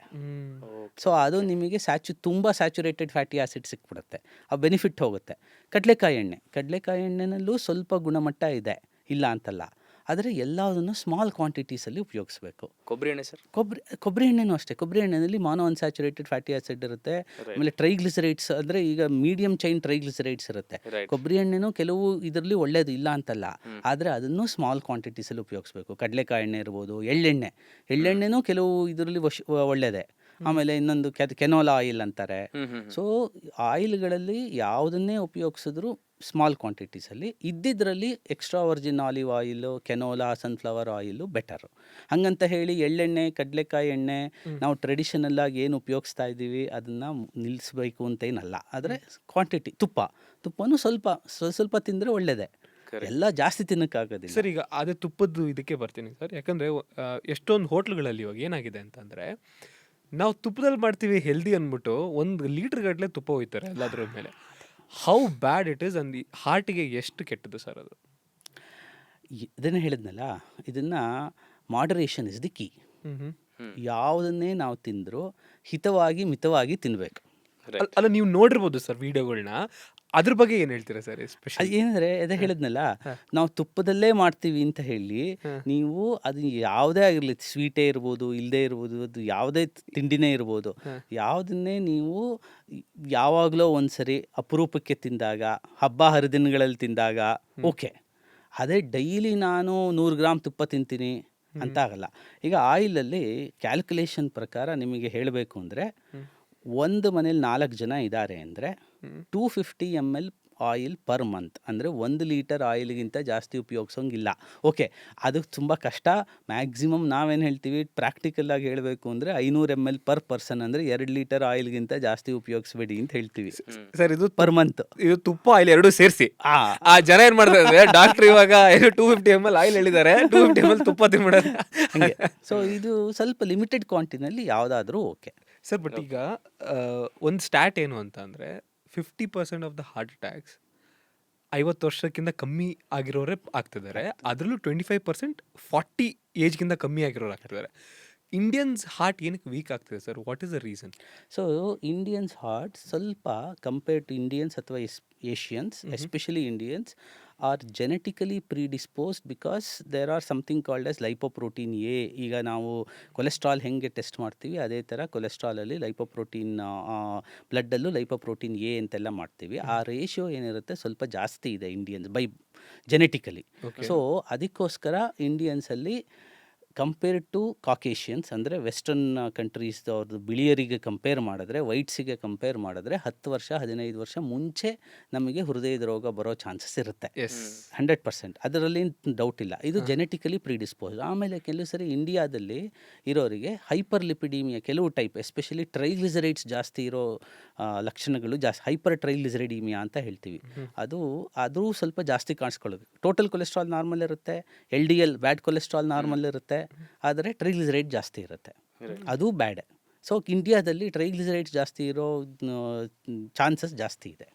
ಅದಕ್ಕೆ ಇದೆಲ್ಲ ಬ್ಲಡ್ ಟೆಸ್ಟ್ ಮಾಡಿದ್ರೆ ಗೊತ್ತಾಗುತ್ತೆ. Correct. Triglyceride is basically the fat and all those toxic components ನಮ್ಮ ಬ್ಲಡ್ ಅಲ್ಲಿ ಇರೋದಲ್ವಾ sir? Not toxic, it is triglyceride in some quantity is required for cellular integrity. ಅಂದರೆ ನಮ್ಮ ಬಾಡಿ ಸೆಲ್ಸಲ್ಲಿ ಅಥವಾ ಸ್ಟ್ರಕ್ಚರ್ ಏನಿದೆ ಆ ವಾಲ್ ಸ್ಟ್ರೆಂಗ್ತ್ ಮೇಂಟೈನ್ ಮಾಡಲಿಕ್ಕೆ ಈ ಕೊಲೆಸ್ಟ್ರಾಲ್ ಎಲ್ಲ ನಾರ್ಮಲಿನೂ ಕೆಲವು ಲೆವೆಲಲ್ಲಿ ಬೇಕು. ಅದಕ್ಕೆ ನಾರ್ಮಲ್ ರೇಂಜ್ ಅಂತ ಇರೋದು.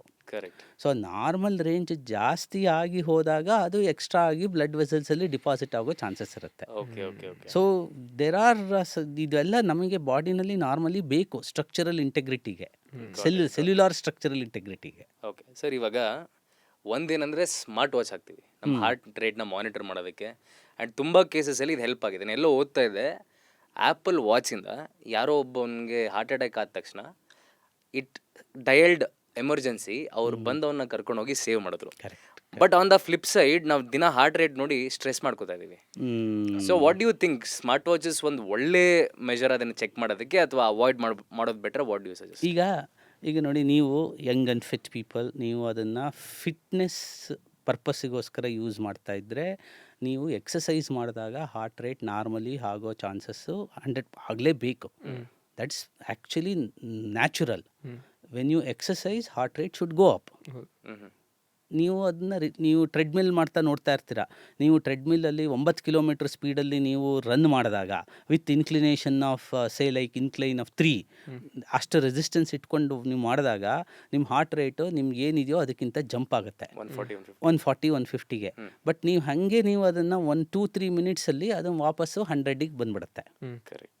So this is natural phenomena. ಇದು ನ್ಯಾಚುರಲ್ ಆಗಿ ಆಗುತ್ತೆ. ಆದರೆ ಈಗ ನೀವು ಸುಮ್ಮನೆ ಕೂತಿದ್ದೀರಾ, ರಿಲ್ಯಾಕ್ಸ್ ಆಗಿ ಕೂತಿದ್ದೀರಾ, ಅಥವಾ ನೀವು ಡೆಸ್ಕ್ ಮೇಲೆ ಕಂಪ್ಯೂಟರ್ ಮೇಲೆ ಏನೋ ಕೆಲಸ ಮಾಡ್ತಾ ಇದ್ದೀರಾ, ಸಡನ್ನಾಗಿ ನಿಮಗೆ ಹಾರ್ಟ್ ರೇಟ್ ಜಾಸ್ತಿ ಆಯಿತು, ದಟ್ಸ್ ನಾಟ್ ನಾರ್ಮಲ್. ಸೊ ಈ ಆ್ಯಪಲ್ ವಾಚ್ ಅಥವಾ ಎನಿ ಫಿಟ್ನೆಸ್ ವಾಚಲ್ಲಿ ಈ ಫೀಚರ್ ಇರೋದ್ರಿಂದ ಅದು ಈ ಅಬ್ನಾರ್ಮಲ್ ರೇಟ್ ಆದಾಗ ಆದಾಗ ಡಿಟೆಕ್ಟ್ ಮಾಡಿ ಡೆಫಿನೆಟ್ಲಿ ಜನಗಳು ಸೇವ್ ಆಗಿದ್ದಾರೆ, ಇಲ್ಲ ಅಂತಲ್ಲ. ಆಸ್ಪತ್ರೆಗಳಿಗೆ ಅದನ್ನು ಅಟೆನ್ಷನ್ ತೊಗೊಂಡು, ಮೆಡಿಕಲ್ ಅಟೆನ್ಷನ್ ತೊಗೊಂಡು, ಎಮರ್ಜೆನ್ಸಿ ಸೆಕ್ಷನ್ನಿಗೆ ಹೋಗಿ ಟ್ರೀಟ್ಮೆಂಟ್ ತೊಗೊಂಡು ನಾರ್ಮಲ್ ಆಗಿದ್ದಾರೆ. ಕರೆಕ್ಟ್, ಅದು ಒಳ್ಳೆಯದು. So it is a good addition. But exercise ಮಾಡಿದ್ದಕ್ಕೂ ಇದಕ್ಕೂ ಸಂಬಂಧ ಇಲ್ಲ. ಎಕ್ಸಸೈಸ್ ಅಲ್ಲ ಸರ್, ಸುಮ್ಮನೆ ಅಂದ್ರೆ ನಾನು ಕಟ್ತಿದ್ದೆ ಮುಂಚೆ, ಇಲ್ಲ ಅಂತಲ್ಲ. ಬಟ್ ಪ್ರತಿ ಸರಿ ಒಂದ್ ಸ್ವಲ್ಪ ಜಾಸ್ತಿ ಆದಾಗ ಭಯ ಆಗೋದು, ಏನಕ್ಕೆ ಜಾಸ್ತಿ ಆಗ್ತಿದೆ, ಏನಕ್ಕೆ ಜಾಸ್ತಿ ಅಂದರೆ ನಾರ್ಮಲ್ ಇರ್ಬೋದು, ನಾವು ಸೈನ್ಸ್ ಅಂದರೆ ಬಯಾಲಜಿ ಅಷ್ಟು ಓದಿಲ್ಲ, ಏನೋ PCME ತಗೊಂಡಿದ್ದು, ಸೊ ಬಿ ಇಲ್ಲವೇ ಇಲ್ಲ ನಮ್ಗೆ, ಫಸ್ಟೇ ಎತ್ಬಿಟ್ಟಿದ್ದೀವಿ. ಸೊ ನಮ್ಗೆ ಐಡಿಯಾನೂ ಇಲ್ಲ ಯಾಕೆ ಜಾಸ್ತಿ ಆಗ್ತಿದೆ, ಆ ಟೆನ್ಷನ್ ಇನ್ನು ಸ್ವಲ್ಪ ಜಾಸ್ತಿ ಆಗುತ್ತಲ್ಲ ಅದನ್ನ ಹೇಳ್ತಾರೆ. ಅದು ನೀವು ಹೇಳ್ತಾ ಇರೋದು ಹೆಂಗೆ ಅಂದರೆ ಇಗ್ನೋರೆನ್ಸ್ ಇಸ್ ಬ್ಲಿಸ್ ಥರ. ಸೊ ನಿಮಗೇನು ಗೊತ್ತಾಗಿಲ್ಲ ಅಂದರೆ ಒಳ್ಳೆಯದು, 100% ಇಲ್ಲ ಅಂತಲ್ಲ. ಆದರೆ ಅದೇ ಹೇಳಿದ್ನಲ್ಲ, ಹಾರ್ಟ್ ರೇಟ್ ಜಾಸ್ತಿ ಆಗೋದೇ ಒಂದೇ ಥರ ಅಲ್ಲ, ಅಂದರೆ ಯಾವ ಸಂದರ್ಭದಲ್ಲಿ ಜಾಸ್ತಿ ಆಗಿದೆ ಅನ್ನೋದು ಇಂಪಾರ್ಟೆಂಟ್. ಗೊತ್ತಾಯ್ತು. ಸರ್, ನಿಮ್ಮ 5,000 ಹಾರ್ಟ್ಸ್ನ ನೋಡಿದಿರ ಅಂತ ಹೇಳಿದಿರ, ಬಟ್ ಕೆಲವೊಂದು ಸ್ಟೋರೀಸ್ ನಿಮ್ಮ ಹಾರ್ಟಿಗೆ ತುಂಬ ಹತ್ತಿರ ಇರುತ್ತೆ. ಸೊ ಈ ಥರ ಒಂದೆರಡು ಸ್ಟೋರೀಸ್ ಹೇಳೋದಾದರೆ, like it might be some small kid who came to you, ಅಥವಾ ದೊಡ್ಡವರು. ಕೆಲವೊಂದು ಸ್ಟೋರೀಸ್ ಮರೆಯೋಕ್ಕಾಗಲ್ಲ, maybe your first surgery. So ಆ ಥರ ಯಾವ್ದಾದ್ರು ಸ್ಟೋರೀಸ್ ವಿಚ್ ಮೈಂಡಲ್ಲಿ ಇನ್ನೂ ಉಳ್ಕೊಂಡಿರೋದು ಅಂತ ಹೇಳೋದಾದರೆ? ನಾನು ಹಿಂದೆ ಬಾಂಬೆನಲ್ಲಿ ಇದ್ದಾಗ, ಲೆಕ್ಚರರ್ ಇದ್ದಾಗ, ಒಂದು ಟ್ರಿಪಲ್ ವ್ಯಾಲ್ ಡಿಸೀಸ್, ಅಂದರೆ ಅವರಿಗೆ ಹಾರ್ಟಲ್ಲಿ 4 ವ್ಯಾಲ್ಸ್ ಇದೆ, ಮೈಟ್ರಲ್, ಅಯೋಟಿಕ್, ಪಲ್ಮನರಿ, ಟ್ರೈಕಸ್ಪಿಡ್. ಇದರಲ್ಲಿ ಕಾಮನ್ ಡಿಸೀಸಸ್ ಆಗೋದು ಮೈಟ್ರಲ್ಲು, ಅದಾದಮೇಲೆ ಅಯೋಟಿಕ್ ಅಥವಾ ಕಾಂಬಿನೇಷನ್ ಆಫ್ ಮೈಟ್ರಲ್ ಅಯೋಟಿಕ್, 3ನೇ ವ್ಯಾಲ್ವು ಟ್ರೈಕಸ್ಪಿಡ್ ಅಥವಾ ಕಾಂಬಿನೇಷನ್ ಆಫ್ ಮೈಟ್ರಲ್ ಟ್ರೈಕಸ್ಪಿಡ್, ಆ ಥರ. ಸೊ ಪಲ್ಮನರಿ ವ್ಯಾಲ್ ಡಿಸೀಸಸ್ಸು ಅಡಲ್ಟ್ಸಲ್ಲಿ ತುಂಬ ಕಡಿಮೆ, ಪಲ್ಮನರಿ ವ್ಯಾಲ್ ಪ್ರಾಬ್ಲಮ್ಸು ಚಿಕ್ಕ ಮಕ್ಕಳಲ್ಲಿ ಆಗೋದು ಜಾಸ್ತಿ, ಅಂದರೆ ಕಂಜನೈಟಲಲ್ಲಿ. ಸೊ ಅಡಲ್ಟಲ್ಲಿ ಈ ಥರ ಇವನು ಒಂದು 25 ವರ್ಷದವನು 90%, ಅಂದರೆ ನಾವು ಎಕ್ಸ್ರೇ ಮಾಡಿದಾಗ ನಾರ್ಮಲಿ ನೀವು ನೋಡಿರ್ತೀರ, ಆ ಕಡೆ ಈ ಕಡೆ ಲಂಗ್ ಕಾಣಿಸುತ್ತೆ, ಸೆಂಟ್ರಲ್ಲಿ ಹಾರ್ಟ್ ಕಾಣಿಸುತ್ತೆ. ಸೊ ಲಂಗ್ ಕಂಪೇರ್ ಮಾಡಿದ್ರೆ ಆ ರೇಷಿಯೋ, ಅಂದರೆ ಇಡೀ ಚೆಸ್ಟ್ ಎಕ್ಸ್ರೇನ ರೇಷಿಯೋ ನಾವು ಕಂಪೇರ್ ಮಾಡಿದ್ರೆ ಅದರಲ್ಲಿ 45-50% ಇರಬೇಕು ಹಾರ್ಟು. ಆ ಮನುಷ್ಯಂಗೆ ಇಡೀ ಚೆಸ್ಟ್ ಎಕ್ಸ್ರೇ ಕಂಪೇರ್ ಮಾಡಿದ್ರೆ 90%, ಅಂದರೆ ಕಾರ್ಡಿಯೋಥೊರಾಸಿಕ್ ರೇಷಿಯೋ, ಅಂದರೆ ಈ ಎಕ್ಸ್ರೇನಲ್ಲಿ ಬರೀ ಹಾರ್ಟೇ ಕಾಣ್ತಾ ಇದೆ, 90%. ಅವರನ್ನು ನಾವು ಟ್ರಿಪಲ್ ವ್ಯಾಲ್ ರಿಪ್ಲೇಸ್ಮೆಂಟ್ ಸರ್ಜರಿಗೆ ತೊಗೊಂಡೆ.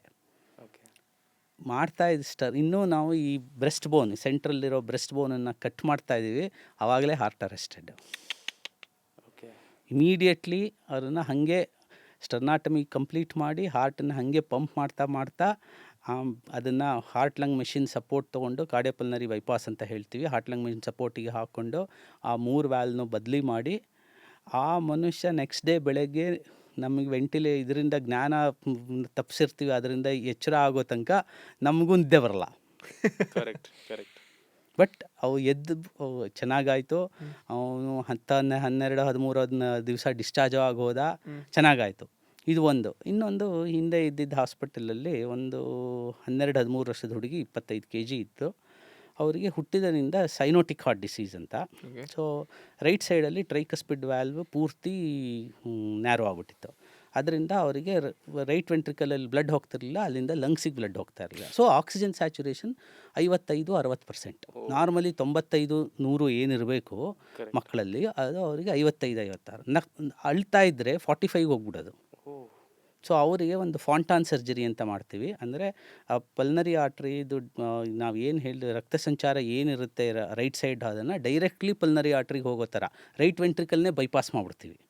ಸೊ ಟ್ಯೂಬನ್ನು, ಹೊಸ ಟ್ಯೂಬ್ಗಳನ್ನ ಕನೆಕ್ಟ್ ಮಾಡಿ ಡೈರೆಕ್ಟ್ಲಿ ಪಲ್ನರಿ ಆರ್ಟ್ರಿ, ಲಂಗಿಗೆ ಹೋಗೋ ಆರ್ಟ್ರಿಗಳಿಗೆ ಡೈರೆಕ್ಟ್ಲಿ ಕನೆಕ್ಟ್ ಮಾಡಿಬಿಡ್ತೀವಿ.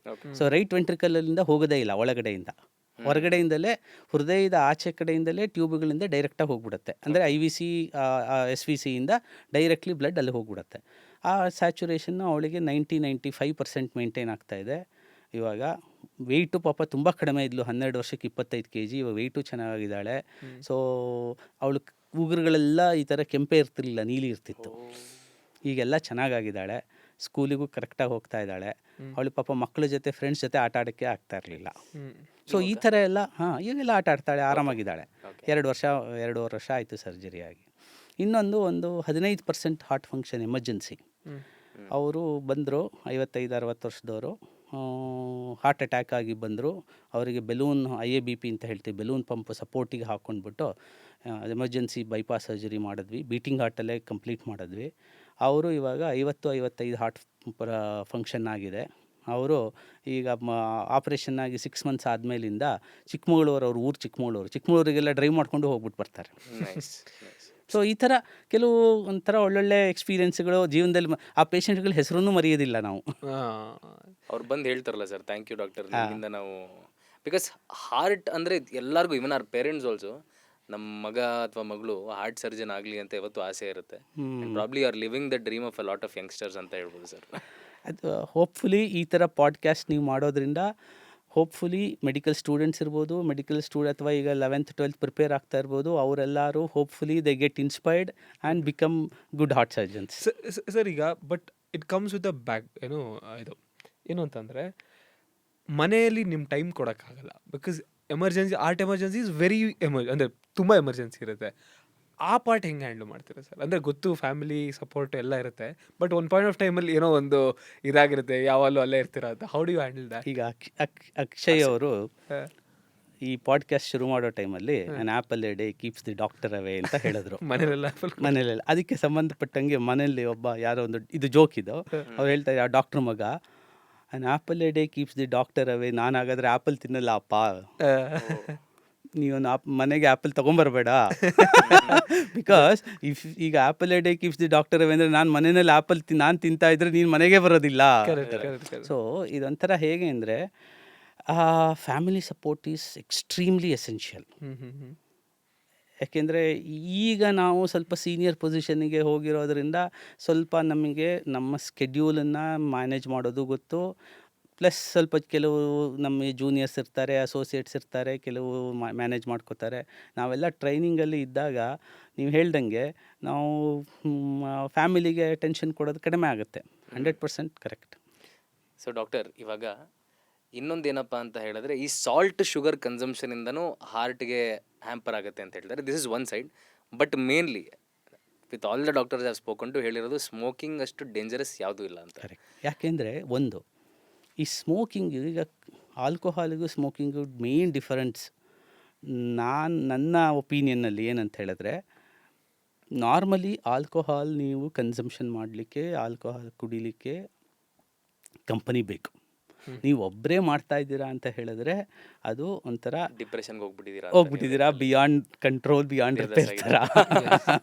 ಸ್ಮೋಕಿಂಗಿಗೆ ಕಂಪನಿ ಬೇಡ. ಕರೆಕ್ಟ್. ನೀವು ಯಾವ ಟೈಮಲ್ಲಿ ಎಲ್ಲಿ ಬೇಕಾದರೂ ಸ್ಮೋಕಿಂಗ್ ಮಾಡ್ಬೋದು.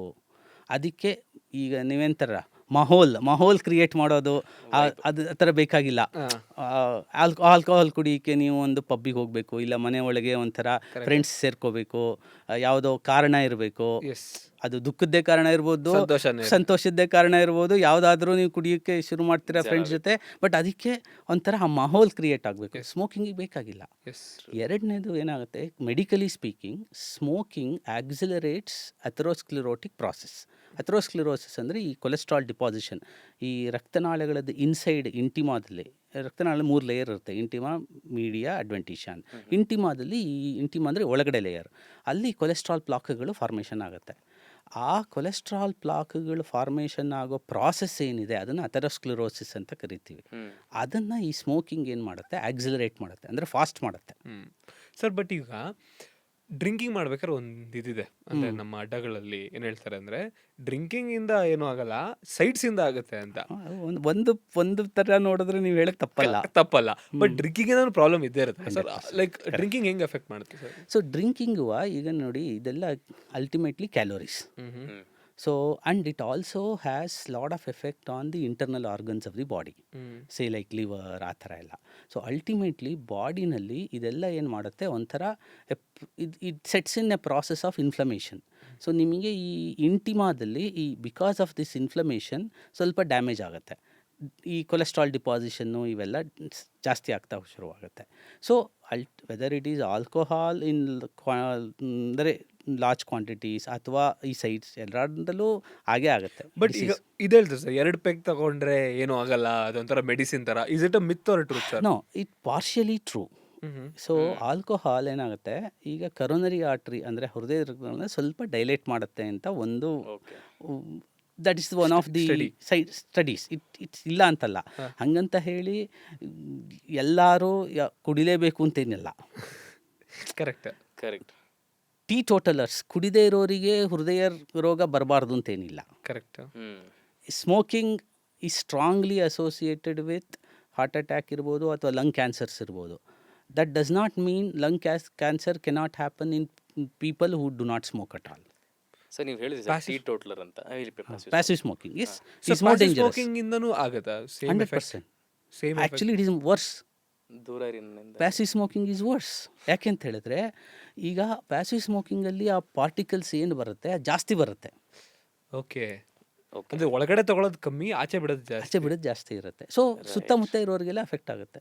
ನೀವು ನೋಡಿ, ನಾನು ಮೆಡಿಕಲ್ ಕಾಲೇಜಲ್ಲಿ ಓದ್ತಾ ಇದ್ದಾಗ ನನ್ನ ಫ್ರೆಂಡ್ಸಿಗೆ even if they wanted to smoke, ನಾನು ಸ್ಮೋಕ್ ಮಾಡಿಲ್ಲ ಲೈಫಲ್ಲಿ, ನನ್ನ ಫ್ರೆಂಡ್ಸ್ ಏನಾರು ಮಾಡ್ತಾಯಿದ್ದೆ, ನನ್ನ ರೂಮಲ್ಲಿ ಆ ಸ್ಮೋಕ್ ಮಾಡೋದು ಬಟ್ಟೆಯಿಂದ ಹೋಗೋದೇ ಇಲ್ಲ ಅದು. Correct Correct. Correct Correct. Correct ಅಲ್ವಾ? ಸೊ ಅದು ಕೂತ್ಕೊಂಡ್ಬಿಡುತ್ತೆ ಅದು. ಸರ್ ಇನ್ನೊಂದು ಸರ್, ಅಂದರೆ will go one step ahead, one notch. ಈಗ ವೀಡ್ ಇರಲಿ, ಅಂದರೆ ಗಾಂಜಾ ಅಂತ ಏನು ಕರಿತೀವಿ, does that affect more than smoking? Because as we speak it is illegal ಎಲ್ಲ, ದೇರ್ ಆರ್ ಮಾಡೋರು ಮಾಡೇ ಮಾಡ್ತಾರೆ, ನಾವು ಸ್ಟಾಪ್ ಮಾಡೋಕ್ಕಾಗಲ್ಲ. ಬಟ್ ಆ ಎಫೆಕ್ಟ್ ಹೆಂಗಾಗುತ್ತೆ ಸರ್? ಕರೆಕ್ಟ್. ಈ ಡ್ರಗ್ಸ್ ಇದೆಯಲ್ಲ, ಕೊಕೇನ್ ಇರ್ಬೋದು, ಬೇರೆ ಎಲ್ಲ ಗಾಂಜಾ, ಡ್ರಗ್ಸ್ whatever. ಇರ್ಬೋದು, ಗಾಂಜಾ ಇರ್ಬೋದು, ಎಲ್ಲ ಇರ್ಬೋದು, ಮೆಡಿಸಿನಲ್ ಬೆನಿಫಿಟ್ಸ್ ಇಲ್ಲ ಅಂತಲ್ಲ. ಅವೆಲ್ಲ ಸ್ಮಾಲ್ ಕ್ವಾಂಟಿಟೀಸಲ್ಲಿ ಮೆಡಿಸಿನಲ್ ಬೆನಿಫಿಟ್ಸ್ ಇದೆ. ಆದರೆ ಅದಕ್ಕಿಂತ ಜಾಸ್ತಿ ಡೆಟ್ರಿಮೆಂಟಲ್ ಎಫೆಕ್ಟ್ಸ್, ಅಂದರೆ ಬ್ಯಾಡ್ ಎಫೆಕ್ಟ್ಸ್ ಇದೆ. ಸೊ ಇದೆಲ್ಲ ಏನು ಮಾಡುತ್ತೆ, ಈ ಬ್ರೈನಲ್ಲಿ ಬ್ಲಡ್ ವೆಸಲ್ಸನ್ನು ಡೈಲೇಟ್ ಮಾಡ್ಬೋದು, ಅಥವಾ ಹೃದಯದ ರಕ್ತನಾಳಗಳನ್ನು ಕನ್ಸ್ಟ್ರಿಕ್ಟು ಮಾಡ್ಬೋದು. ಸೊ ಈಗ ಹಾರ್ಟ್ ಅಟ್ಯಾಕ್ ಆಗೋ ಚಾನ್ಸಸ್ಸು, ಅಥವಾ ಸ್ಪ್ಯಾಸಮ್, ಕರೋನರಿ ಆರ್ಟ್ರಿ ಸ್ಪ್ಯಾಸಮ್ ಆಗೋ ಚಾನ್ಸಸ್ಸು, ಅಥವಾ ಇಲ್ಲಿ ಬ್ಲಡ್ ವೆಸಲ್ಸು ಡೈಲೇಟ್ ಆಗಿಬಿಟ್ಟು ಬ್ಲೀಡಿಂಗ್ ಆಗೋ ಚಾನ್ಸಸ್ಸು ಇರುತ್ತೆ. ಸೊ ಇನ್ ಜನರಲ್ ಡ್ರಗ್ಸಿಂದ bad effects are more than the medicinal benefit. So anything that has to deal with smoke is detrimental to the human body. Sir, ಇವಾಗ teetotallers ಅಂತ ಇದ್ರಿ, ನನ್ನ ಒಂದು story ಹೇಳ್ತೀನಿ. ನಮ್ಮ ಜಿಮ್ಮಲ್ಲೇ ಹಿ ವಾಸ್ ವೆರಿ ಆ್ಯಕ್ಟಿವ್, ತುಂಬ ಚೆನ್ನಾಗಿ ವರ್ಕೌಟ್ ಮಾಡ್ತಾಯಿದ್ರು. ಸಡನ್ನಾಗಿ ಒಂದಿನ ಕೂತ್ಕೊಂಡ್ಬಿಡ್ತಾರೆ. ಏನಾಯಿತು ಅಂತ ಗೊತ್ತಿರಲ್ಲ, ಬಿಕಾಸ್ ಇಟ್ ವಾಸ್ ಸಂಡೇ, ತುಂಬ ಕಡಿಮೆ ಜನ ಬರ್ತಾಯಿದ್ರು. ಅವ್ರನ್ನ ಹಾಸ್ಪಿಟಲ್ ಕರ್ಕೊಂಡು ಹೋದಾಗ ಗೊತ್ತಾಗೋದು ಅವ್ರದ್ದು ಆರ್ಟರಿ 97-98% ಬ್ಲಾಕ್ ಆಗಿತ್ತಂತೆ ಹೃದಯದಲ್ಲಿ. ಹಾಂ ಸರ್. ಆಮೇಲೆ ಕಾಲಿಂದ ವಿಚ್ ಇಸ್ ಮೇನ್ ತೆಗೆದು ಅಲ್ಲಿಂದ ಅವರು ಸ್ಟೆಂಟ್ ಹಾಕಿ ಅದನ್ನು ಓಪನ್ ಓಪನ್ ಮಾಡಿ. ಮಾಡಿ. Y does it happen? ನಾವೀಗ ವರ್ಕೌಟ್ ಮಾಡೋದೇ ಹೆಲ್ದಿ ಆಗಿರಬೇಕು ಅಂತ, ಬಟ್ ಇಫ್ ಅದನ್ನು ಮಾಡಿದ್ರೂ ನಮ್ಮ ಬ್ಲಡ್ ಕರೆಕ್ಟಾಗಿ ಫ್ಲೋ ಆಗ್ತಿಲ್ಲ ಅಂದರೆ what is the issue? So ಅವರಿಗೆ ಫ್ಯಾಮಿಲಿ ಹಿಸ್ಟ್ರಿ. ಈಗ ನಿಮಗೇನು ಗೊತ್ತಾ, ನಿಮಗೆ ಅವರು ಬರೀ ಜಿಮ್ಮಲ್ಲಿ ಬಂದು, ನಿಮಗೆ ಫ್ರೆಂಡ್ ಅವರು ಜಿಮ್ಮಲ್ಲಿ ಬಂದು ಆ್ಯಕ್ಟಿವ್ ಆಗಿದ್ದಾರೆ, ಲೈಫ್ ಸ್ಟೈಲ್ ಇದೆ ಗೊತ್ತು, ಆದರೆ ಅವರ ಲೈಫಲ್ಲಿ ಬಾಕಿ ಏನಾಗ್ತಾ ಇದೆ ಗೊತ್ತಿಲ್ಲ. ಅಂದರೆ ಅವರಿಗೆ ಬಾಕಿ ಸ್ಟ್ರೆಸ್ ಇರ್ಬೋದು, ಅಥವಾ ಅವರಿಗೆ ಬ್ಲಡ್ ಟೆಸ್ಟ್ ಮಾಡಿಸ್ಕೊಂಡಿಲ್ಲದೆ ಇರ್ಬೋದು, ಟ್ರೈಗ್ಲಿಸರೈಡ್ಸು ಅಥವಾ ಕೊಲೆಸ್ಟ್ರಾಲ್ ಜಾಸ್ತಿ ಇರ್ಬೋದು, ಸ್ಟ್ರಾಂಗ್ ಫ್ಯಾಮಿಲಿ ಹಿಸ್ಟ್ರಿ ಇರ್ಬೋದು. ರೈಟ್. ಸೊ ಈ ಹೃದಯ, ಈ ರಕ್ತನಾಳಗಳು ಬ್ಲಾಕ್ ಆಗೋಕ್ಕೆ, ಕರೋನರಿ ಆರ್ಟರಿ ಬ್ಲಾಕ್ಸ್ ಆಗೋಕ್ಕೆ, ಕೊಲೆಸ್ಟ್ರಾಲ್ ಬ್ಲಾಕ್ಗಳಾಗಲಿಕ್ಕೆ ಒಂದು ಫ್ಯಾಕ್ಟರ್ ಅಲ್ಲ, ಇದೆಲ್ಲ ಫ್ಯಾಕ್ಟೋರಿಯಲ್ ಅಂತ ಕರಿತೀವಿ ನಾವು. ಸೊ ಮಲ್ಟಿಪಲ್ ಫ್ಯಾಕ್ಟರ್ಸ್ ಇರುತ್ತೆ, a combination of that. So ಅವ್ರಿಗೆ ಇರ್ಬೋದು. ಸ್ಮೋಕ್ ಮಾಡ್ತಾ ಇದ್ರಾ? ಸ್ಮೋಕ್ ಇಲ್ಲ, as far as I know ಇಲ್ಲ. ಅಲ್ಲ, ಬಟ್ ಏನಂತ ಹೇಳಿದ್ರೆ ನಮಗೆ ಇನ್ನೊಂದೇನೆಂದರೆ ಪೂರ್ತಿ ಹಿಸ್ಟ್ರಿನೂ ಗೊತ್ತಿರಲ್ಲ. ಕರೆಕ್ಟ್. ಸೊ ಏನೋ ಒಂದು ಪ್ರಿಡಿಸ್ಪೋಸಿಂಗ್ ಫ್ಯಾಕ್ಟರ್ಸ್ ಇದ್ದೇ ಇರುತ್ತೆ, ಇಲ್ಲ ಅಂತಲ್ಲ. ಡಾಕ್ಟರ್, ಇನ್ನೊಂದು ಹಾರ್ಟ್ ಫೀಲ್ಡಲ್ಲಿ there are lot of advancement that's happening. ರೀಸೆಂಟಾಗಿ ಯೂನಿವರ್ಸಿಟಿ ಆಫ್ ಮೇರಿಲ್ಯಾಂಡ್ ಮೆಡಿಕಲ್ ಸೆಂಟ್ರಲ್ಲಿ ಒಂದು ಪಿಗ್ ಹಾರ್ಟ್ನ ಟ್ರಾನ್ಸ್ಪ್ಲಾಂಟ್ ಮಾಡಿದ್ರು. ಗೋಯಿಂಗ್ ಫರ್ದರ್, ಆ್ಯಂಡ್ ಅವರು ಉಳಿಲಿಲ್ಲ, 2 months ಆದಮೇಲೆ he pass away, that's another thing. Going further ಈ 3D ಹಾರ್ಟ್ಸು, ಆಮೇಲೆ ಸ್ಟೆಮ್ ಸೆಲ್ ರಿಸರ್ಚ್ ಎಲ್ಲ ಆ ಲೆವೆಲ್ಗೆ ಹೋಗಿ will we come to a stage where synthetic ಹಾರ್ಟ್ನ ಮನುಷ್ಯ ಕ್ಯಾರಿ ಮಾಡೋ ದಿನಗಳು ಬರ್ಬೋದಾ? ಬರ್ಬೋದು, ಬರಲ್ಲ ಅಂತಲ್ಲ. ಈಗ ನೋಡಿ, ಮೇರಿಲ್ಯಾಂಡ್ ಪಿಗ್ ಹಾರ್ಟ್ ಈಗ ರೀಸೆಂಟಾಗಿ ಮಾಡಿದ್ರು. ಆ್ಯಕ್ಚುಲಿ 2022ನಲ್ಲಿ ಅವರು ಫಸ್ಟ್ ಎಕ್ಸ್ಪೆರಿಮೆಂಟ್ ಮಾಡಿದರು. 2023 ಸೆಪ್ಟೆಂಬರಲ್ಲಿ ಎರಡನೇದು ಮಾಡಿದ್ರು. ನಿಮಗೆ ಇಂಟ್ರೆಸ್ಟಿಂಗ್ ಫ್ಯಾಕ್ಟ್ ಒಂದು ಹೇಳ್ತೀನಿ. 97ನಲ್ಲಿ ಅಸ್ಸಾಮಲ್ಲಿ ಡಾಕ್ಟರ್ ಧನಿರಾಮ್ ಬರುವಾ ಅಂತ ಹೇಳಿಬಿಟ್ಟು ಒಂದು cardiac surgeon, very talented cardiac surgeon, he was the first person to do this pig heart transplant in a human being. ನಮ್ಮ Indian. It successful for about 7 days. He died of infections. ಈಗ ಮೇರಿಲ್ಯಾಂಡಲ್ಲಿ ಅವ್ರೇನು ಮಾಡಿದ್ದಾರೆ, ಆ pig ಹಾರ್ಟನ್ನು genetically ಮಾಡಿದ್ದಾರೆ, directly ಹಾಕಿಲ್ಲ. ಆವಾಗ ಫೆಸಿಲಿಟೀಸ್ ಎಲ್ಲ ಅಷ್ಟಿರಲಿಲ್ಲ. 97ನಲ್ಲಿ ಅವರು ಪಿಗ್ ಹಾರ್ಟನ್ನು ತೊಗೊಂಡು ಇಂಪ್ಲಾಂಟ್ ಮಾಡಿದ್ರು ಒಬ್ಬ ಹಾರ್ಟ್ ಫೇಲ್ಯೂರ್ ಪೇಷಂಟ್ ಮೇಲೆ, ಅಫ್ಕೋರ್ಸ್ ವಿತ್ ಕನ್ಸೆಂಟ್. ಆದರೆ ಆವಾಗ ನಮ್ಮ ರೂಲ್ಸು ಅದು ಎಲ್ಲ ಅಷ್ಟೊಂದು ಸ್ಟ್ರಾಂಗ್ ಆಗಿರಲಿಲ್ಲ. ಆಮೇಲೆ ಇದಕ್ಕೆ ಝೀನೋ ಟ್ರಾನ್ಸ್ಪ್ಲಾಂಟ್ ಅಂತ ಹೇಳ್ತೀವಿ, ಅದಕ್ಕೆಲ್ಲ ಪರ್ಮಿಷನ್ ಇರಲಿಲ್ಲ. ಪಾಪ ಅವರು actually he was jailed for about few days, 7 days 8 days. ಅವರು ತುಂಬ ಒಳ್ಳೆ ರಿಸರ್ಚ್ ಸೈಂಟಿಸ್ಟ್ ಅವರು. ಓಕೆ. ಅದಾದರೂ ಅವ್ರಿಗೆ ಅದು ಮಾಡಬೇಕಾಯಿತು. ಧನಿರಾಮ್ ಬರು ಅವ್ರಿಗೆಲ್ಲ ಮಾಡಿದ್ರು ಆ ಥರ. ಸೊ ಗೌರ್ಮೆಂಟ್ ಸ್ವಲ್ಪ ಅವರಿಗೆ ಪನಿಷ್ಮೆಂಟು ಕೊಟ್ಟರು. ಯಾಕೆಂದರೆ ಅದು ಆ ಟೈಮಲ್ಲಿ rules were not so well framed. So ಇವಾಗ ಇವರು ಈ ರೂಲ್ಸ್ನೆಲ್ಲ ಫ್ರೇಮ್ ಮಾಡ್ಕೊಂಡಿದ್ದಾರೆ. Over a period of time ಸಾಕಷ್ಟು ಹಾರ್ಟ್ ಟ್ರಾನ್ಸ್ಪ್ಲಾಂಟ್ಗಳು ಆಗಿರೋದ್ರಿಂದ ಇವರು ಇದನ್ನು ಎಕ್ಸ್ಪೆರಿಮೆಂಟ್ ಮಾಡಿದ್ದಾರೆ. ಸೊ ಮುಂದೆನೂ ಆಗ್ಬೋದು. ಬಟ್ ಈಗ ನೀವು ಸ್ಟೆಮ್ ಸೆಲ್ ಅಂತ ಹೇಳಿದ್ರಿ. ಈ ಸ್ಟೆಮ್ ಸೆಲ್ ಬಗ್ಗೆ ನಾನು ಹೇಳ್ತಾ ಇರೋದು, ನಾನು ಕಾರ್ಡಿಯಾಕ್ ಸರ್ಜರಿ ಟ್ರೈನಿಂಗ್ 2000 ಅಂದರೆ 25-30 ವರ್ಷದಿಂದಲೂ ಓದ್ತಾ ಇದ್ದೀವಿ. ಅದಕ್ಕೆ ತುಂಬ ಅಬ್ಸ್ಟಕಲ್ಸ್ ಇದೆ. Hopefully with the kind of technological advances ಈಗ ಏನಾಗ್ತಾ ಇದೆ, hopefully in few years we might have stem cell injections into the failing hearts. And ಯಾಕೆಂದರೆ ಸ್ಟೆಮ್ ಸೆಲ್ಸ್ ನಾವು ಇಂಜೆಕ್ಟ್ ಮಾಡಿದ್ರೆ ಅದು ಹಾರ್ಟ್ ಮಸಲ್ ಆಗಿ ಕನ್ವರ್ಟ್ ಆಗಬೇಕು. Heart muscle is a very specialised muscle. ಈಗ ನಮ್ಮ ಸ್ಕೆಲೆಟಲ್ ಮಸಲ್ ಥರ ಅಲ್ಲ, ರೈಟ್. ಇದು ಸ್ಮೂತ್ ಮಸಲ್ಲು ಅಲ್ಲ. ಇಟ್ಸ್ ಒಂಥರ different type of muscle. Rubbery? Heart muscle not ರಬ್ಬರಿ.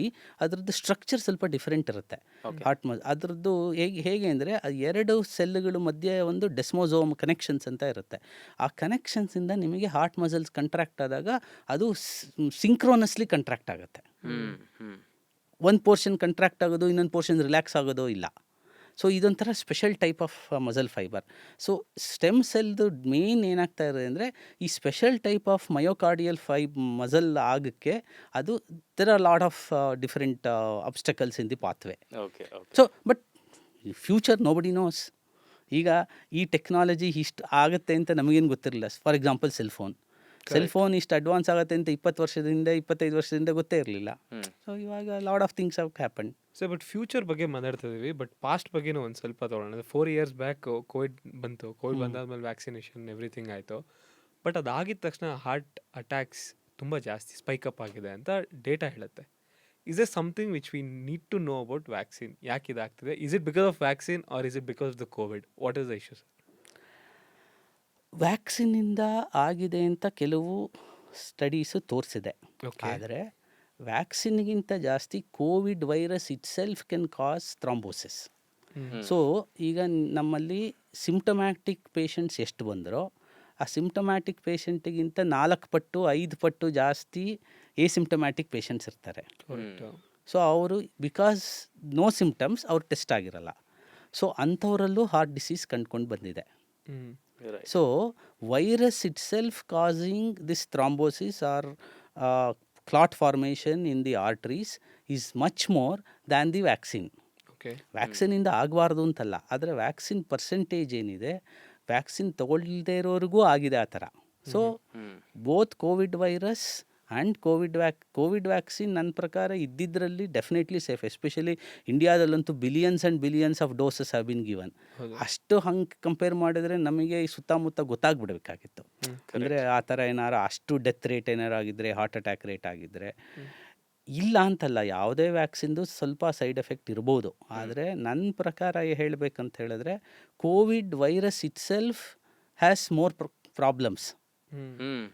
Especially ರಕ್ತನಾಳಗಳಲ್ಲಿ, ಕಾಲಿನ ರಕ್ತನಾಳಗಳಲ್ಲೆಲ್ಲ ಬ್ಲಾಕ್ ಆಗಿ ಶುರುವಾಗಿದೆ because of covid. Yes sir, do you think ಇದು man made virus or biological? Because ಅಂದರೆ ಇಷ್ಟೊಂದೆಲ್ಲ ಪ್ಲ್ಯಾನ್ ಮಾಡಿ ನಿಮ್ಮ ಸರ್ವಿಸಲ್ಲಿ what you think? Only Chinese and American scientists can answer that. Yes, hopefully if you have any connections we will also get them on the show. Sir, heart attack is a shock. Sudden ಆಗಿ ಬಂದ್ಬಿಡುತ್ತೆ. ಇವಾಗ ಏನಾಗ್ತದೆ, ನನಗೆ ಒಂದು time ಆಗಿತ್ತು. I was in a phase where ಎಲ್ಲೂ social media ಇರಲಿಲ್ಲ, ನನ್ನ ಪಾಡಿಗೆ ನಾನು ಇರ್ತಾ ಇದ್ದೆ. ಆಂಗ್ಸೈಟಿ ಅಟ್ಯಾಕ್ ಆಗೋದು, ಸಡನ್ ಆಗಿ ಏನಪ್ಪ ಎದ್ದೇಳೋದು ರಾತ್ರಿ ಟೈಮಲ್ಲಿ, ಒಂದು ಟೈಪ್ ಆಗೋದು. ಇವಾಗ ಆಂಗ್ಸೈಟಿ ಮತ್ತು ಡಿಪ್ರೆಷನ್ ಒಂಥರ ಕಾಫಿ ಕುಡ್ದಂಗೆ ಎಲ್ಲರಿಗೂ ಆಗ್ತಾ ಇದೆ. So is this also a reason heart attack ಆಗೋದಕ್ಕೆ ಅಥವಾ ಕಾರ್ಡಿಯಾಕ್ ಅರೆಸ್ಟ್ ಆಗೋದಕ್ಕೆ? ಹೌದಾ? Stress is an important thing. Stress ಅಂದರೆ ಈಗ ನಿಮಗೆ ಆಬ್ವಿಯಸ್ಲಿ ಬ್ಲಡ್ ಪ್ರೆಷರ್ ಜಾಸ್ತಿ ಆಗುತ್ತೆ. ಸೊ ಬ್ಲಡ್ ಪ್ರೆಷರ್ ಜಾಸ್ತಿ ಆದಾಗ ನ್ಯಾಚುರಲಿ ನಿಮಗೆ heart has to work order.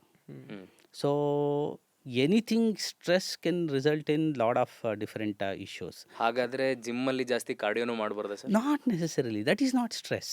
C stress is different from, ನೀವು ಫಿಸಿಕಲ್ ಸ್ಟ್ರೆಸ್ ಬಗ್ಗೆ ಮಾತಾಡ್ತಾ ಇದ್ದೀರಾ. So what I am talking about is the mental part of it.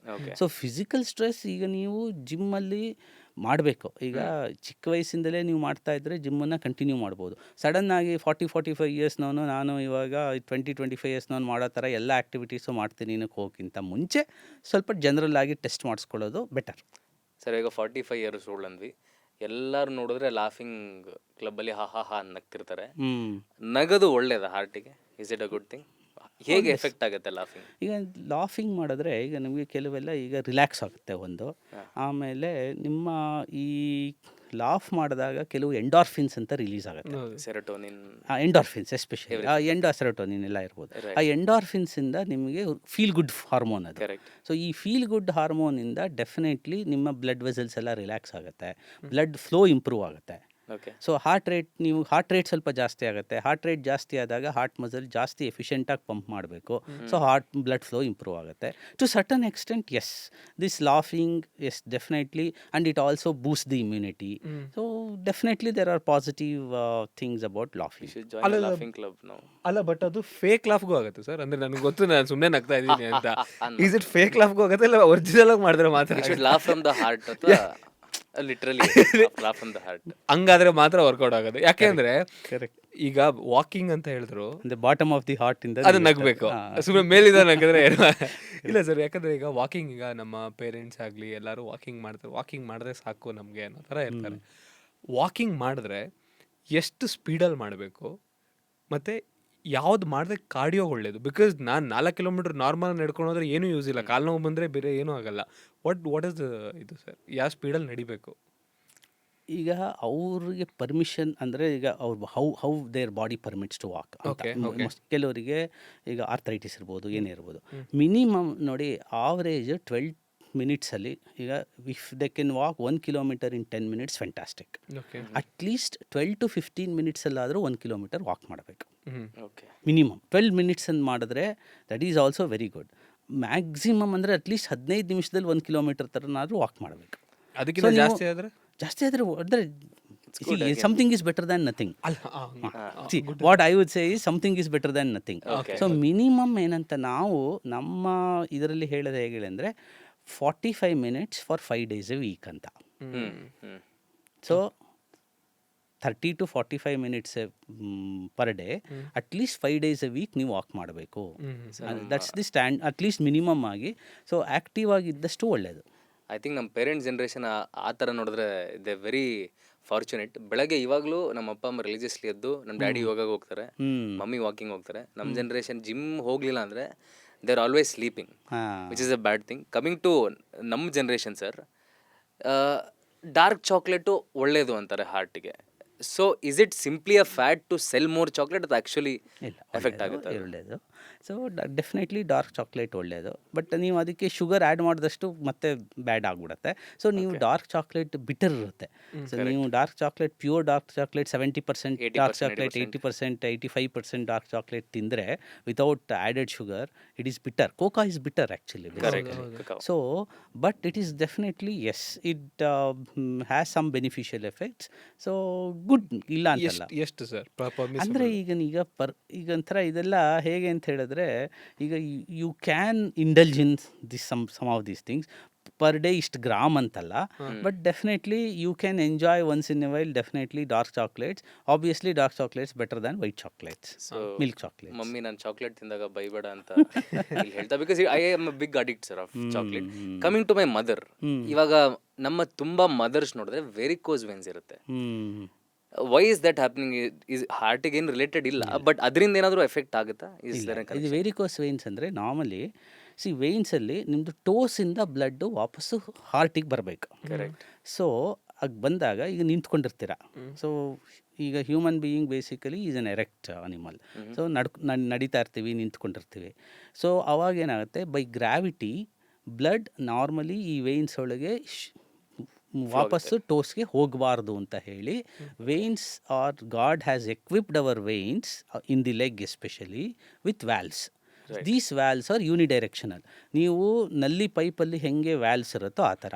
So ಇದು ಕೆಳಗಡೆಯಿಂದ ಮೇಲ್ಗಡೆ ಬ್ಲಡ್ ಹೋಗಬೇಕಾದಾಗ ನೀವು ನಡೆದಾಗ ಮಸಲ್ ಪಂಪ್ ಆ್ಯಕ್ಟಿವ್ ಆಗುತ್ತೆ, ಅದರಿಂದ ವೇನ್ಸಲ್ಲಿ ಬ್ಲಡ್ ಫ್ಲೋ ಮೇಲಕ್ಕೆ ಹೋಗುತ್ತೆ. ಆವಾಗ ವ್ಯಾಲ್ವ್ಸು ಹಿಂಗೆ ಓಪನ್ ಆಗುತ್ತೆ, ಹಿಂಗೆ ಓಪನ್ ಆಗುತ್ತೆ. ಮೇಲ್ಗಡೆಯಿಂದ ಬರಲಿಕ್ಕೆ ವ್ಯಾಲ್ವ್ಸ್ ಹಿಂಗೆ ಕ್ಲೋಸ್ ಆಗಿಬಿಟ್ಟಿರುತ್ತೆ. ಓಕೆ ಸೊ ಗ್ರಾವಿಟಿಯಿಂದ ಅದು ವಾಪಸ್ಸು ಕೆಳಗಡೆಗೆ ಬರೋದಿಲ್ಲ, ಹ್ಮ್ ಹ್ಮ್ ಹಿಂಗೆ ಕ್ಲೋಸ್ ಆಗಿಬಿಡುತ್ತೆ. ಇದೇ ಥರ ಇರುತ್ತೆ ವ್ಯಾಲ್ಸ್. ಸೊ ಪಂಪ್ ಮಾಡಿದಾಗ ನೋಡಿ ಇದು ಹಿಂಗೆ ಓಪನ್ ಆಗುತ್ತೆ, ಹ್ಮ್ ಮೇಲ್ಗಡೆಯಿಂದ ಬರ್ಬೇಕಾದ್ರೆ ಹಿಂಗೆ ಕ್ಲೋಸ್ ಆಗುತ್ತೆ. ಇದು ಯೂನಿಡೈರೆಕ್ಷನಲ್ ವ್ಯಾಲ್ಸ್. ಈ ವ್ಯಾಲ್ಸ್ ಏನಾದರೆ ವೇರಿಯಸ್ ಕಂಡೀಷನ್ಸಿಂದ ಅಥವಾ ಜೆನೆಟಿಕ್ ಫ್ಯಾಕ್ಟರ್ಸಿಂದ ಏನೇ ಇರಲಿ, ಆ ವ್ಯಾಲ್ಸು ವೀಕ್ ಆದಾಗ ಬ್ಲಡ್ ಫ್ಲೋ ವಾಪಸ್ಸು ರಿವರ್ಸಲ್ ಡೈರೆಕ್ಷನಲ್ಲಿ ಬರುತ್ತೆ. ಆವಾಗ ವೇನ್ಸ್ ಬಿಕಮ್ ಟಾರ್ಚುಯಸ್, ಒಳ್ಳೆ ಹಾವುಗಳ ಥರ ದಪ್ಪಕ್ಕೆ ಹಿಂಗಾಗುತ್ತೆ. ಅದನ್ನೇ ವೇರಿಕೋಸ್ ವೈನ್ಸ್ ಅಂತ ಹೇಳ್ತೀವಿ. ಅದನ್ನು ಟಾರ್ಚುಯಸ್ ಆಗಿರುತ್ತೆ, ಸೈಜು ಇನ್ಕ್ರೀಸ್ ಆಗುತ್ತೆ. ಇದಕ್ಕೆ ಇವಾಗ ವೇರಿಯಸ್ ಟ್ರೀಟ್ಮೆಂಟ್ಸ್ ಇದೆ. ಹಿಂದೆ ನಾನು ಸರ್ಜರಿ ಟ್ರೈನಿಂಗ್ ಮಾಡ್ತಾ ಇದ್ದ ಟೈಮಲ್ಲಿ 20-30 ಇಯರ್ಸ್ ಬ್ಯಾಕ್ ಅದನ್ನು ಸ್ಟ್ರಿಪ್ಪಿಂಗ್ ಅಂತ ಮಾಡ್ತಾಯಿದ್ವಿ. ಸೊ ಅದನ್ನೊಂದು ಸ್ಟೀಲ್ ವೈರ್ ಹಾಕ್ಬಿಟ್ಟು ಇದನ್ನು ಎಳೆದ್ಬಿಟ್ಟು ವೈರನ್ನು ತೆಗೆದ್ಬಿಟ್ಟು ಕ್ರೇಪ್ ಬ್ಯಾಂಡೇಜ್ ಹಾಕ್ಬಿಡ್ತಾಯಿದ್ವಿ. ಈಗ ಅದ್ರ ಬದಲು ಇವಾಗ ಲೇಸರಿಂದ EVLT ಅಂತ ಹೇಳ್ತೀವಿ, ಎಂಡೋವಿನಸ್ ಲೇಸರ್ ಥೆರಪಿ. ಸೊ ಇಲ್ಲಿ ಕಾಲ ಹತ್ರ ಓಪನ್ ಮಾಡಿಬಿಟ್ಟು ನೀ ಜಾಯಿಂಟ್ ಹತ್ರ ಕೆಳಗಡೆ ಓಪನ್ ಮಾಡಿ ವೆಯ್ನಿಗೆ ಒಂದು ಲೇಸರ್ ಫೈಬರ್ ಹಾಕ್ಬಿಟ್ಟು ಅದನ್ನು ಬರ್ನ್ ಮಾಡಿಬಿಡ್ತೀವಿ. ಸೊ ಸಿಂಪಲ್ಲಾಗಿ EVLTನೂ ಮಾಡ್ತಾಯಿದ್ದೀವಿ ಇವಾಗ. ಸರ್ ಆಗಲೇ ಮಿಲ್ಕ್ ಚಾಕ್ಲೇಟ್ ಅಂತ ಹೇಳಿದ್ರಿ ಸರ್. ಹ್ಞೂ milk products or animal products ಜಾಸ್ತಿ ತಿನ್ನೋದ್ರಿಂದ ಹಾರ್ಟ್ ಅಟ್ಯಾಕ್ಗೆ ಜಾಸ್ತಿ Meat, ಪ್ರೋನ್ protein. ಯಾಕೆಂದರೆ ಅದರಲ್ಲಿ ಈ LDL ಜಾಸ್ತಿ ಮಾಡೋ ಐಟಮ್ ಆ ಥರ Low density cholesterol. ಆ ಥರ ಪೊಟೆನ್ಷಿಯಲ್ ಜಾಸ್ತಿ ಇರುತ್ತೆ LDL. What about egg sir? Egg yellow ಕೂಡ LDL ಇರುತ್ತೆ ಅಂತ. ಕರೆಕ್ಟ್. ಎಗ್ಗಲ್ಲಿ ಎಲ್ಲೋ ಈಗ ಸಣ್ಣ ಮಕ್ಕಳಾದರೆ ಓಕೆ, ನೀವು ಬುರ್ಜಿ ಎಲ್ಲ ತಿನ್ಬೋದು, ಫ್ರೆಂಚ್ ಟೋಸ್ಟ್, ಬುರ್ಜಿ ಅವೆಲ್ಲ. ಸೊ ನನ್ನ ಪೇಷಂಟ್ಸಿಗೆ ಅದು egg protein is a fantastic protein. ಅದ್ರ ಥರ ಒಳ್ಳೆ ಪ್ರೋಟೀನ್ ಸಿಗೋದಿಲ್ಲ. ಸೊ ನಾನು ಪೇಷಂಟ್ಸಿಗೆ ಅಡ್ವೈಸ್ ಮಾಡೋದಷ್ಟೇ, ನೀವು ಬಾಯ್ಲ್ಡ್ ಎಗ್ ವೈಟ್ಸ್ ತಿನ್ನಿ, ಎಲ್ಲೋ ತಿನ್ನಬೇಡಿ. So no omelette, no bhurji, no French toast. Okay. So this is for cardiac patients. ಅಲ್ಲ, ಬಟ್ ನಾರ್ಮಲ್ ಆಗಿ ಸರ್, ಈಗ ಅಂದರೆ ನಾನು ತಿನ್ನಬೇಕು ಅಂತಂದರೆ ವಾಟ್ ಇಸ್ ದ ಪರ್ಮಿಸಬಲ್ ಅಂದರೆ ಪರ್ಮಿಸಬಲ್ ಅಲ್ಲ, ನಾನು ತಿನ್ನಬೇಕು ಅಂದರೆ ತಿನ್ಬೋದು, ಬಟ್ ಇಷ್ಟು ತಿಂದರೆ ಒಳ್ಳೇದು ಅಂತಂದರೆ. ಬಿಕಾಸ್ ಏನಕ್ಕೆ ಅಂದರೆ ಸರ್, ಪ್ರೋಟೀನ್ ತಿಂದರೆ ಮಸಲ್ ಬಿಲ್ಡ್ ಆಗಬೇಕು, ಮಸಲ್ ಚೆನ್ನಾಗಿರಬೇಕು ಅಂದರೆ ಪ್ರೋಟೀನ್ ತಿನ್ನಬೇಕು. 3 to 4 eggs per day, especially whites ಅಂತೂ ಆರಾಮಾಗಿ 3 to 4 ತೊಗೋಬೋದು. Okay, but meat sir? ಮೀಟಲ್ಲಿ ನಿಮಗೆ ಈಗ ರೆಡ್ ಮೀಟ್ ಏನಿದೆ ಅದು ಸ್ವಲ್ಪ ಕಾರ್ಸಿನೋಜೆನಿಕ್ ಅಲ್ಲ, ಅವಾಯ್ಡ್ ಮಾಡು cholesterol. Red meat. Fish sir? Fish is okay, ಎಷ್ಟು ಬೇಕಾದ್ರೂ ಎಷ್ಟು ಬೇಕಾದ್ರು ಅಂತಲ್ಲ.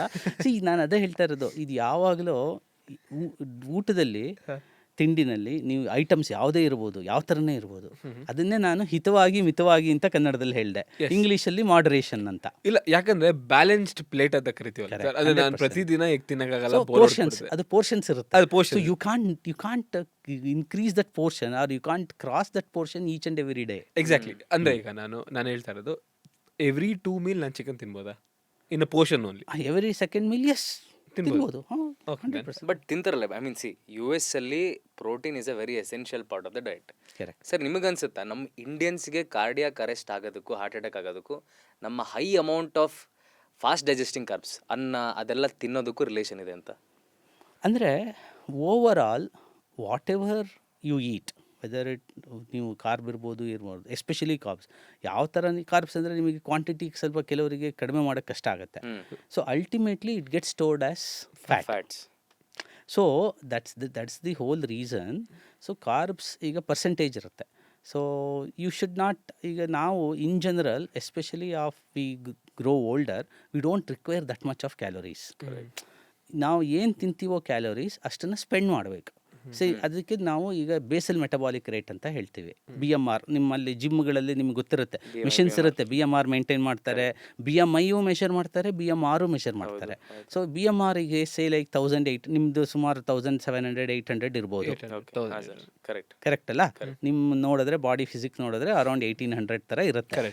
That means if you eat a diet which comprises of 1800 kilocalories in a day, you are unlikely to put on too much of weight. Maintenance calories. Maintenance adu. Okay. So if every day you eat 2,500 kilocalories diet, but your BMR is only 1800, ನೀವು definitely over a period of next 3-4 months weight ಜಾಸ್ತಿ ಆಗುತ್ತೆ. Okay. So ಅದಕ್ಕೋಸ್ಕರ ಡಯಟಲ್ಲಿ calories is important 100%. Sir one more thing, caffeine ಎಲ್ಲರೂ ತಗೋತೀವಿ, especially ಜಿಮ್ಗೆ ಹೋದ್ರೆ pre workout ಅಂತ ತಗೋತೀವಿ. What it does is caffeine will pump your heart faster. ಒಂದ್ ಕಡೆ ಯೋಚನೆ ಮಾಡಿದ್ರೆ ಒಳ್ಳೇದು ಅಲ್ವಾ, ಯಾಕಂದ್ರೆ ಜಾಸ್ತಿ ಬ್ಲಡ್ ಫ್ಲೋ ಆಗುತ್ತೆ ಅಂತ ಒಂದಾದ್ರೆ, ಅಷ್ಟು ಸ್ಟ್ರೆಸ್ಸು ಹಾರ್ಟ್ ಮೇಲೆ ಬೀಳುತ್ತೆ ಅಂತ ಕೂಡ ಒಂದು ವಾದ ಇದೆ. So is it related caffeine ಜಾಸ್ತಿ ತಗೊಳ್ಳೋದ್ರಿಂದ ಹಾರ್ಟಿಗೆ ಎಫೆಕ್ಟ್ ಅಂದರೆ ಕೆಫೀನಿಂದ ಎಷ್ಟು heart rate does definitely increase and caffeine has also a little protective effect on the liver ಕ್ಯಾನ್ಸರ್ಸಲ್ಲಿ ನಾವು ನ್ಯೂಯರ್ ಸ್ಟಡೀಸ್ ಹ್ಯಾವ್ ಶೋನ್. ಇವತ್ತು ಬೆಳಿಗ್ಗೆ ಏನೋ ಒಂದು ರಿಪೋರ್ಟ್ ನೋಡಿದೆ ಸರ್, ಕೆಫಿನ್ ತಗೊಂಡ್ರೆ 5 ವರ್ಷ ಜಾಸ್ತಿ ಬಾಳ್ತೀರಾ ಅಂತ ಬ್ಲ್ಯಾಕ್ ಕಾಫಿಯಿಂದ. Especially black coffee liver so ಇದಕ್ಕೆಲ್ಲ ಲಿಮಿಟ್ಸ್ ಇರುತ್ತೆ. ಅಂದರೆ ಈಗ ನೀವು you can't take too much of caffeine. So because ultimately too much of faster heart rate is not also good. Correct. Occasionally it is okay, but it's not good in general. So ಇದು ಒಂಥರ ಹೇಗೆ ಅಂತ ಹೇಳಿದ್ರೆ ಇದು balance diet ಥರ. ನೀವು ಈ balance ಡಯಟಲ್ಲಿ this also part of it. ಈ ಕೆಫಿನ್ ಹೆಂಗಿತ್ತು ಸರ್ ನಮ್ಮ filter coffee? It was good filter coffee. Thank you sir. Sir ಅಂದರೆ ಒನ್ ಮೋರ್ ಥಿಂಗ್, ನಾನು ತುಂಬ ನಾರ್ಮಲ್ ಕ್ವಶನ್ಸ್ ಕೇಳಿದೆ, not going into angioplasty for no, because I think layman ಟರ್ಮ್ಸಲ್ಲಿ ಅರ್ಥ ಮಾಡ್ಕೋಬೇಕು. ಇನ್ನೊಂದು ಮಾತಿದೆ, ಫೋನ್ನ ಇಲ್ಲಿಟ್ಕೊಂಡ್ರೆ ಹಾರ್ಟಿಗೆ ಅಫೆಕ್ಟ್ ಆಗುತ್ತೆ ಅಂತ. ಇದು ಮಿತ್ತ ರಿಯಾಲಿಟಿನ? ಮಿತ್, ಅದು ಯಾವುದು ಪ್ರೂವನ್ ಅಲ್ಲ. ಓಕೆ, ಬಟ್ ಈ ಬ್ಲೂ ಲೈಟ್ ರೇಡಿಯೇಷನ್ ಇಂದ ಹಾರ್ಟಿಗೆ ಅಫೆಕ್ಟ್ ಆಗುತ್ತೆ ಅಂದರೆ ಈಗ ಒಂದು ಸಿಂಪಲ್ ರೂಲ್ ಇದೆ. ಹೇಗೆ ಅಂತ ಹೇಳಿದ್ರೆ ಅದನ್ನು 10-3-2-1-0 ಅಂತ ರೂಲ್ ಅಂತ ಹೇಳ್ತೀವಿ. ಓಕೆ. ಸೊ 10 ಅವರ್ಸ್ಗಿಂತ ಮುಂಚೆ ಮಲ್ಕೊಳ್ಳೋಕ್ಕಿಂತ ನಿಮ್ಮ ಬೆಡ್ ಟೈಮಿಗಿಂತ 10 ಅವರ್ಸ್ಗಿಂತ ಮುಂಚೆ ಕೆಫಿನ್ ತೊಗೋಬಾರ್ದು. ಸೊ 3 ಅವರ್ಸ್ಗಿಂತ ಮುಂಚೆ ನೀವು ಫುಡ್ ತೊಗೋಬಾರ್ದು. 3 ಅವರ್ಸ್ ಮುಂಚೆ ಫುಡ್ ತೊಗೋಬೇಕು ಬೆಡ್ ಟೈಮಿಗಿಂತ ಮುಂಚೆ. 10 ಅವರ್ಸ್ ಹಿಂದೆ ಕಾಫಿ ತೊಗೋಬೇಕು ಅಥವಾ ಕೆಫಿನ್ ತೊಗೋಬೇಕು. ಅದೇ ಥರ ಒಂದು ಈ 2 ಅವರ್ಸ್ ನೀವು ಸ್ಕ್ರೀನ್ ಟೈಮ್ ಇರಬಾರ್ದು. ಬ್ಲೂ ಲೈಟ್ ಅಂದರೆ ನಿಮ್ಮ ನಿದ್ದೆ ಎಫೆಕ್ಟ್ ಆಗುತ್ತೆ. Sleep is a very important component. Sleep is required for your body to get repaired on its own. Correct. So ಅದಕ್ಕೋಸ್ಕರ ಸ್ಲೀಪ್ ಈಸ್ ಇಂಪಾರ್ಟೆಂಟ್. ಸೊ ಈ ಥರ ಹೇಳ್ತಾರೆ ಡೆಫಿನೆಟ್ಲಿ. ಬಟ್ ಬ್ಲೂ ಲೈಟ್ ನೀವು ನೋಡ್ತಾ ಇದ್ದರೆ ರಾತ್ರಿ ಹೊತ್ತು ಮಲ್ಕೋಬೇಕಾದ್ರೆ definitely sleep gets affect. Doctor, ಇವಾಗ ಸ್ವಲ್ಪ ಸಿಲ್ಲಿ ಕ್ವಶನ್ ಅನ್ಸ್ಬೋದು ನಿಮಗೆ, ಬಟ್ ಏನಂದರೆ ಹಾರ್ಟ್ ಬ್ರೇಕ್ ಆಗುತ್ತೆ ಅಂತ ಹೇಳ್ತಾರೆ. ಬಟ್ ಮೋಸ್ಟ್ಲಿ ಹಾರ್ಟ್ ಬ್ರೇಕು ಮೈಂಡಲ್ಲಿ ಆಗೋದು. ಬಟ್ ಹಾರ್ಟಿಗೆ ಹೋಲಿಸ್ತಾರೆ. ಈವನ್ ಹಾಡುಗಳು ನೋಡಿದ್ರೆ ಹೃದಯಕ್ಕೆ ಹೆದರಿಕೆ, ಹೃದಯದ ಪಾಡು, ಹೃದಯವೇ ಬಯಸಿದೆ ನಿನ್ನನೆ. ಯಾಕೆ ಎಲ್ಲದನ್ನು ಹಾರ್ಟಿಗೆ ಕನೆಕ್ಟ್ ಮಾಡ್ತಾರೆ? ಅದು ಹಾರ್ಟಿಗೆ ಕನೆಕ್ಟ್ ಆಗಿಲ್ಲ ಅಂದ್ರೂ ನಾರ್ಮಲಿ ಎಸ್, ನೀವು ಹೇಳಿದ ಕರೆಕ್ಟು. ಅದು ನಾರ್ಮಲಿ ಮೆಂಟಲಿ ಎಫೆಕ್ಟ್ ಆಗುತ್ತೆ, ಮನಸ್ಸಿಗೆ ಎಫೆಕ್ಟ್ ಆಗುತ್ತೆ. ಆದರೆ you will be surprised probably, ನಿಮಗೆ ಇದನ್ನು ಎಂಟಿಟಿ ಕೇಳಿಲ್ಲದೆ ಇರ್ಬೋದು. There is something called as stress cardiomyopathy ಅಥವಾ ಟ್ಯಾಕೋಸುಬೋ ಸಿಂಡ್ರೋಮ್, ಅಥವಾ ನಾವು ಇದನ್ನು ಹಾರ್ಟ್ ಬ್ರೇಕ್ ಸಿಂಡ್ರೋಮ್ ಅಂತಲೇ ಕರಿತೀವಿ. ಅದರಲ್ಲಿ ಹಾರ್ಟ್ ಮಸಲ್ ಪಂಪಿಂಗು ಸಡನ್ನಾಗಿ ಕಡಿಮೆ ಆಗುತ್ತೆ. It could be a physical stress or an emotional stress. ಅಂದರೆ ಯಾರೋ ಒಂದು ಫ್ಯಾಮಿಲಿ ಮೆಂಬರ್ ಇರ್ಬೋದು, ಅವ್ರು ಪ್ರೀತಿಸ್ತಾ ಇರೋರು ಇದಿರ್ಬೋದು, ಅಮ್ಮ ಅಪ್ಪ ಅಜ್ಜಯ್ಯ ತಾತ ಯಾರೋ ಇರ್ಬೋದು, ಅಥವಾ ಬೇರೆ ಏನೋ ಸಡನ್ ಸಿಚುಯೇಷನಲ್ಲಿ. ಇವಾಗ ಫಾರ್ ಎಕ್ಸಾಂಪಲ್ ನಾವು ಈಗ ಅಹಮದಾಬಾದಲ್ಲಿ ರೀಸೆಂಟ್ಲಿ ನಾವು ಈ ಟ್ರ್ಯಾಜಡಿ ನೋಡಿದ್ವಿ. ಈ ಥರ ಮೇಜರ್ ಟ್ರ್ಯಾಜಡಿಗಳಲ್ಲಿ ಸಡನ್ನಾಗಿ heart muscle pumping action fail ಆಗೋದು ಚಾನ್ಸಸ್ ಇರುತ್ತೆ. ಅದಕ್ಕೆ over a period of time medications ಕೊಟ್ಬಿಟ್ಟು ಇಂಪ್ರೂವ್ ಆಗುತ್ತೆ. ಇದಕ್ಕೆ ನಾವು ಸ್ಟ್ರೆಸ್ ಕಾರ್ಡಿಯೋಮಯೋಪತಿ ಅಥವಾ ಹಾರ್ಟ್ ಬ್ರೇಕ್ ಸಿಂಡ್ರೋಮ್ ಅಥವಾ ಟ್ಯಾಕೋಸುಬೋ ಕಾರ್ಡಿಯೋಮಯೋಪತಿ ಅಂತ ಕರಿತೀವಿ. ಸೊ ಹಾರ್ಟ್ ಬ್ರೇಕ್ ಆ್ಯಕ್ಚುಲಿ ಹಾರ್ಟನ್ನು ಬ್ರೇಕ್ ಮಾಡುತ್ತೆ? ಆಗುತ್ತೆ, ಇಲ್ಲ ಅಂತಲ್ಲ. ನೀವು ಕೋವಿಡ್ ಬಗ್ಗೆ ಸಾಕಷ್ಟು ಕ್ವಶನ್ ಕೇಳ್ತಾ ಇದ್ವಿ. ಕೋವಿಡ್ ಅಥವಾ ಬೇರೆ ಯಾವುದೋ ವೈರಸ್ಗಳಿಂದಲೂ ವೈರಲ್ ಕಾರ್ಡಿಯೋಮಯೋಪತಿಗಳಾಗುತ್ತೆ. ವೈರಲ್ ಇನ್ಫೆಕ್ಷನಿಂದಲೂ ಹಾರ್ಟ್ ಮಸಲ್ ಪಂಪಿಂಗ್ ಕಡಿಮೆ ಆಗುತ್ತೆ. ಇದನ್ನು ನಾವು ಹೇಗೆ ಅಂದರೆ ಅವರಿಗೆ ಆ್ಯಂಜಿಯೋಗ್ರಾಮ್ ಮಾಡಿದಾಗ ಆ್ಯಂಜಿಯೋಗ್ರಾಮ್ ನಾರ್ಮಲ್ ಇರುತ್ತೆ, ಆದರೆ ಹಾರ್ಟ್ ಮಸಲ್ ಪಂಪಿಂಗ್ ಕಡಿಮೆ ಆಗಿರುತ್ತೆ. So over a period of time with adequate medical management, right type of medications, over a period of time heart function improve ಆಗುತ್ತೆ. Sir, coming back to covid, ಏನಕ್ಕೆ ಅಂತ ಹೇಳಿ ಮತ್ತೆ ಜಾಸ್ತಿ ಆಗ್ತಾ ಇದೆ, ಮತ್ತೆ ನ್ಯೂಸಲ್ಲಿ ನೋಡ್ತಾ ಇದ್ದೀವಿ ಕೋವಿಡ್ ಬರ್ತಾ ಇದೆ ಅಂತ. ಬಟ್ ಕೋವಿಡ್ ಬಂದಾಗ ದೆರ್ ವಾಸ್ ಏನು ಇದು ಕೇಸ್ ಸ್ಟಡಿ ಏನು ಅಂತಂದರೆ, ಕೋವಿಡ್ಗಿಂತ ಯಾರು ಜಾಸ್ತಿ ಹೋಗಿದಾರೋ ಆಲ್ಮೋಸ್ಟ್ ಅದಕ್ಕಿಂತ ಬೇರೆ ಏನೋ ಇದು ಸಿಗದೆ ಆಪ್ರೇಷನ್ಗೆ. ಯಾಕಂದರೆ ಎಲ್ಲ ಹಾಸ್ಪಿಟ್ಲು ಬರೀ ಕೋವಿಡ್ ಪೇಷಂಟ್ ಇರೋದ್ರಿಂದ ಬೇರೆ ಅಂದರೆ ಸಿಗದೆ ಸುಮಾರು ಜನ ತೀರ್ಕೊಂಡ್ರು ಅಂತ. ಆ ಒಂದು ಫ್ಯಾಕ್ಟರ್ ನಿಮ್ಗೆ ಏನಾದ್ರು ಎಫೆಕ್ಟ್ ಆಗಿತ್ತು ಸರ್? ಅಂದರೆ ಆಸ್ ಅ ಹಾರ್ಟ್ ಸರ್ಜನ್ ನಿಮ್ಗೇನಾದ್ರು ಗೊತ್ತಾ? ಡೆಫಿನೆಟ್ಲಿ ಅದಾಗಿರೋ ಚಾನ್ಸಸ್ ಇದೆ. ಯಾಕೆ ಅಂತಂದರೆ ಜನ ಹೆದರ್ಕೊಂಡು ಬಂದಿರಲ್ಲ. ಕೋವಿಡ್ಗೆ ಆಗುತ್ತೆ. ಚಿರಂಜೀವಿ ಸರ್ಜಾ ಅವ್ರದ್ದು ಹೇಳಿದ್ವಿ, ಅವರು ಹಾಸ್ಪಿಟ್ಲಿಗೆ ಹೋಗಲಿಲ್ಲ. ಅವರು ಫಸ್ಟ್ ಡೇ ಇದೇನೋ ಥರ ಕಾಣಿಸ್ಕೊಂಡ್ರು. ಯಾಕೆಂದರೆ ಕೋವಿಡ್ಗೆ ಎಲ್ಲರೂ ಹೆದರ್ಕೊಂಡ್ಬಿಟ್ಟಿದ್ರು. ಸೊ ಈ ಥರ ಕ್ಯಾನ್ಸರ್ ಪೇಷಂಟ್ಸ್ ಆಗಲಿ, kidney disease patients, especially cancer patients ಅಥವಾ ಹಾರ್ಟ್ ಡಿಸೀಸ್ ಪೇಷಂಟ್ಸು ಸ್ವಲ್ಪ ಡಿಲೇ ಮಾಡಿದ್ರು ಕೋವಿಡಲ್ಲಿ ಹೆದರ್ಕೊಂಡು. ಯಾಕೆಂದರೆ ಹಾಸ್ಪಿಟಲಿಗೆ ಹೋಗಿ ಕೋವಿಡ್ ಬಂದುಬಿಟ್ರೆ ಅಂತ ಹೇಳ್ಬಿಟ್ಟು ಆ ಥರ ಹಾಸ್ಪಿಟಲಿಗೆ ಅಟೆನ್ಷನ್ ತೊಗೊಳ್ದೇನೆ ಅಥವಾ ಸರಿಯಾದ ಟೈಮಲ್ಲಿ ಮೆಡಿಕಲ್ ಹೆಲ್ಪ್ ಸಿಗದೇನೆ ಆಗೋ ಚಾನ್ಸ್ ಇದೆ, ಇಲ್ಲ ಅಂತಲ್ಲ. ಅಲ್ಲ ಬಟ್ ಈ ಟೈಮ್ ಕೋವಿಡ್ ಅಂದ್ರೆ ನಿಮ್ಮ ಒಂದು ಇದ್ರಲ್ಲಿ ಮಾತಾಡ್ತಿರ್ತಿರಲ್ಲ ಸರ್, ಬಿಕಾಸ್ ಮತ್ತೆ ಡೆತ್ ಈಗ ಆಗ್ತಿದೆ. ಈ ಥರ ಪ್ಯಾಂಡಮಿಕ್ ಥರ ಆಗೋ ಸಿಚುಯೇಷನ್ ಕಡಿಮೆ ಇದೆ. ಇದೀಗ ನಾವು ಎಂಡಮಿಕ್ ಸ್ಟೇಟ್ ರೀಚ್ ಆಗ್ಬಿಟ್ಟಿದೆ. Okay. ಅಂದರೆ ಈಗ ಪ್ರತಿ ವರ್ಷ ಫ್ಲೂನಲ್ಲಿ ಈಗ every year flu different type of ಫ್ಲೂನಲ್ಲಿ ಜನಗಳು ಅಡ್ಮಿಟ್ ಆಗ್ತಾರೆ, ವೆಂಟಿಲೇಟರ್ ಮೇಲೂ ಕೆಲವರು ಹೋಗ್ತಾರೆ. ಆ ಥರ ಏನಿದೆಯೋ ಆ ಥರ ಈಗ ಇದು ಒಂದು ಎಂಡಮಿಕ್ ಥರ ಕಾಮನ್ ವೈರಸ್ ತರ ಒಂದು ಆಗ್ಬಿಟ್ಟಿದೆ. Okay. ಬರುತ್ತೆ ಈಗ ಮಧ್ಯೆ ಡಿಫ್ರೆಂಟ್ ಸ್ಟ್ರೈನ್ಸ್ ಆಫ್ ಕೋವಿಡಿಂದ ಬರ್ತಾರೆ ಸ್ವಲ್ಪ ಕೇಸುಗಳು. ಸಸೆಪ್ಟಿಬಲ್ ಯಾರು ಇರ್ತಾರೆ, ಕೆಲವು ಅಂದರೆ ಇಮ್ಯುನಿಟಿ ಕಡಿಮೆ ಇಂಥವ್ರವರು, ಕಾಂಪ್ರಮೈಸ್ ಆಗಿರೋರು, ಇಮ್ಯುನಿಟಿ ಕಾಂಪ್ರಮೈಸ್ ಆಗಿರೋರು, pregnant women, elderly people, diabetic, ಇವರಿಗೆಲ್ಲ ಸ್ವಲ್ಪ ಇನ್ಕ್ರೀಸ್ಡ್ ರಿಸ್ಕ್ ಇರುತ್ತೆ. This is same true of even the general influenza or flu also. Okay. Sir ಇನ್ನೊಂದೇನಂದರೆ ಸ್ಟ್ರೆಸ್ ಆದಾಗ ಹಾರ್ಟ್ ಅಟ್ಯಾಕ್ ಆಗೋದು ಒಂದು ನಮಗೆ ಗೊತ್ತಾಗುತ್ತೆ. ಬಟ್ ಸ್ವಲ್ಪ ಜನ sleep in a state of ರೆಸ್ಟಲ್ಲೂ ದೆ ಗೆಟ್ ಕಾರ್ಡಿಯಾಕ್ ಅರೆಸ್ಟ್. ಯಾಕಿದು? Why does it happen? So ಆ ಥರ ಅಂದರೆ ಕೆಲವರಿಗೆ ಈ ಎಸ್ಪೆಷಲಿ ಅರ್ಲಿ ಮಾರ್ನಿಂಗ್ ಟೈಮಲ್ಲಿ ಈ ಥರ ಹಾರ್ಟ್ ಅಟ್ಯಾಕ್ಸ್, ಯಾಕೆಂದರೆ ಸರ್ಕ್ಯುಲೇಷನಲ್ಲಿ ಚೇಂಜಸ್ ಆಗ್ತಾ ಇರುತ್ತೆ. Okay. So normally day time variations ಇರುತ್ತೆ ಅದು. ಆ ಥರ ನಿದ್ದೆನಲ್ಲೂ ಕೆಲವರಿಗೆ ಮ್ಯಾಸಿವ್ ಹಾರ್ಟ್ ಅಟ್ಯಾಕ್ ಆಗಿ ಹೋಗುತ್ತೆ. ಅದು ಯಾಕೆಂದರೆ ಡೈಲಿ ವೇರಿಯೇಷನ್ಸ್ ಇರುತ್ತೆ. ನಿಮಗೆ ಮಾರ್ನಿಂಗ್ ಟೈಮಲ್ಲಿ, ಅರ್ಲಿ ಮಾರ್ನಿಂಗ್ ಟೈಮಲ್ಲಿ ಸ್ವಲ್ಪ ರಿಸ್ಕ್ ಜಾಸ್ತಿ ಇರುತ್ತೆ. ಯಾಕೆಂದರೆ ನೀವು ಯಾವಾಗಲೂ ನೀರು ಕುಡಿದಿರ್ತೀರ. ಸೊ ಬಾಡಿನಲ್ಲಿ ವೇರಿಯಸ್ ನಡೀತಾ ಇರುತ್ತೆ, ಡಿಹೈಡ್ರೇಷನ್ನು ಸ್ವಲ್ಪ ಇದೆಲ್ಲ ಒಂಥರ ಎಲೆಕ್ಟ್ರಿಕಲ್ ಎಲ್ಲ ಇದು ಎಸ್ಪೆಷಲಿ ಎಲೆಕ್ಟ್ರಿಕಲ್ ಇಂಪಲ್ಸಿಂದಲೂ ಡಿಫ್ರೆನ್ಸ್ ಇರ್ಬೋದು. ಓಕೆ. ಆಗುತ್ತೆ, ಆ ಥರ ಆಗೋ ಚಾನ್ಸಸ್ ಇರುತ್ತೆ. ಆನ್ ದ ಫ್ಲಿಪ್ ಸೈಡ್, ನಿಮ್ಮ ಲೆಫ್ಟ್ ಸೈಡಲ್ಲಿ ಹಿಂಗೆ ಮಲ್ಕೊಂಡ್ರೆ ಹಾರ್ಟಿಗೆ ಕೆಟ್ಟದ್ದು, ಉಲ್ಟಾ ಮಲ್ಗಿದ್ರೆ ಹಾರ್ಟಿಗೆ ಕೆಟ್ಟದ್ದು, ಇವೆಲ್ಲ ಸುಮ್ಮನೆ ಮಿತ್ಸ ಸರ್ ಹಾಗೆ? ಇಲ್ಲ, ಲೆಫ್ಟಲ್ಲಿ ಮಲ್ಕೊಳ್ಳೋದಕ್ಕೆ ಸೈಂಟಿಫಿಕ್ ರೀಸನ್ ಇದೆ. Okay. ಸೊ ನಾರ್ಮಲಿ ಲೆಫ್ಟಲ್ಲಿ ಮಲ್ಕೊಳ್ಳೋದು ಸೌಂಡ್ ಸ್ಲೀಪ್ ಬರೋಕ್ಕೆ, ಎಸ್ಪೆಷಲಿ ರೆಸ್ಪಿರೇಟರಿ ಟ್ರ್ಯಾಕ್ಟ್ ಎಲ್ಲ ಓಪನ್ ಆಗಿ ಮಾಡೋಕ್ಕೆ ಡೆಫಿನೆಟ್ಲಿ ಹೆಲ್ಪ್ ಅಂತ ಇದೆ ಸೈಂಟಿಫಿಕ್ ಆಗಿ. Okay. ಸೊ ಸ್ವಲ್ಪ ಸೈಡ್ ಆ್ಯಂಗಲಲ್ಲಿ ಎಸ್ಪೆಷಲಿ ಲೆಫ್ಟಲ್ಲಿ ಮಲ್ಕೊಳ್ಳೋದು ಒಳ್ಳೆಯದು. ಅದಕ್ಕೂ ಹೃದಯಾಘಾತಕ್ಕೂ ಸಂಬಂಧ ಇಲ್ಲದೆ ಇರ್ಬೋದು, but for good sleep yes, sleeping on left side is slightly better. ಅಂದ್ರೆ ವಾಲ್ಕೊಂಡು ಮಲ್ಕೊಳ್ಳೋದು. ಲೆಫ್ಟಿಗೆ ಸೈಡ್ ಪೊಸಿಷನ್. ಓಕೆ. ಸರ್ ಇವಾಗ obesity is a very common thing, visceral fat is a very common thing. ಸಣ್ಣಕ್ಕಿರೋರ್ಗೂ ಹಾರ್ಟ್ ಅಟ್ಯಾಕ್ ಬರುತ್ತೆ, even though they don't have a history. ಅವ್ರ ಫ್ಯಾಮಿಲಿಲಿ ಯಾರಿಗೂ ಇರೋದಿಲ್ಲ, ಸಣ್ಣಕ್ಕಿರೋರ್ಗೂ ಹಾರ್ಟ್ ಅಟ್ಯಾಕ್ ಬರುತ್ತೆ. Is there any theory behind this, ಅಥವಾ ಯಾರಿಗಾದ್ರೂ ಬರ್ಬೋದಾ? ಹಾರ್ಟ್ ಅಟ್ಯಾಕ್ ಯಾರಿಗಾದರೂ ಬರ್ಬೋದು. ಸೊ ಅದಕ್ಕೆ ನಾನು ಇದಕ್ಕೆ ಕಾಂಬಿನೇಷನ್ ಆಫ್ ಫ್ಯಾಕ್ಟರ್ಸ್ ಅಂತ ಹೇಳಿದೆ. ಓಕೆ. ಸೊ ಇದು ಬೇಸಿಕಲಿ ಇದು ಹೆಂಗೆ ಶುರುವಾಗುತ್ತೆ ಅಂದರೆ, ಒಂಥರ ಇನ್ಫ್ಲಮೇಷನ್ ಇನ್ಸೈಡ್ ದೋಸ್ ಇಂಟಿಮಾ, ಆ ಲೇಯರ್ಸ್ ಅಫೆಕ್ಟ್ ಆದಾಗ ಅದು ಈಗ ಪೊಲ್ಯೂಷನ್, ಜನರಲ್ ಪೊಲ್ಯೂಷನ್ಗಳಿಂದಲೂ ಇನ್ಫ್ಲಮೇಷನ್ನ ಚೇಂಜ್ ಆಗ್ಬೋದು. ಅಥವಾ ಅವರಿಗೆ ಸ್ಟ್ರಾಂಗ್ ಫ್ಯಾಮಿಲಿ ಹಿಸ್ಟ್ರಿ ಇರ್ಬೋದು, ಟ್ರೈಗ್ಲಿಸರೈಡ್ಸ್, ಅವ್ರು ಬ್ಲಡ್ ಚೆಕ್ ಮಾಡೋದಿರ್ಬೋದು, ಟ್ರೈಗ್ಲಿಸರೈಡ್ಸು ಇಲ್ಲ LDL ಜಾಸ್ತಿ ಇರ್ಬೋದು. ಓಕೆ. ಸೊ ತೆಳ್ಳಗಿದ್ದಕ್ಕೂ ದಪ್ಪಗಿರೋರಿಗೂ ಬರಬಾರ್ದು ಅಂತ ಏನಿಲ್ಲ. ಎಲ್ಲರಿಗೂ ಹಾರ್ಟ್ ಅಂದರೆ age itself is a first risk fact, unmodifiable. So ನೀವು ಏಜ್ ಸೆಕ್ಸನ್ನು ಯಾವುದನ್ನು ಮಾಡಿಫೈ ಮಾಡೋಕ್ಕಾಗಲ್ಲ. So as one grows older, as one male sex, more prone for heart attacks. Sir ಈಗ ಎಷ್ಟೊಂದು ಜನ ಅಂದರೆ ವಯಾಗ್ರಾ ತೊಗೊಂಡಿರ್ತಾರೆ, ವಯಾಗ್ರಾ ತೊಗೊಂಡು ಸೆಕ್ಸ್ ಮಾಡ್ಬೇಕಾದ್ರೆ ದೇ ವಿಲ್ ಪಾಸ್, ಅಂದರೆ pass out, die.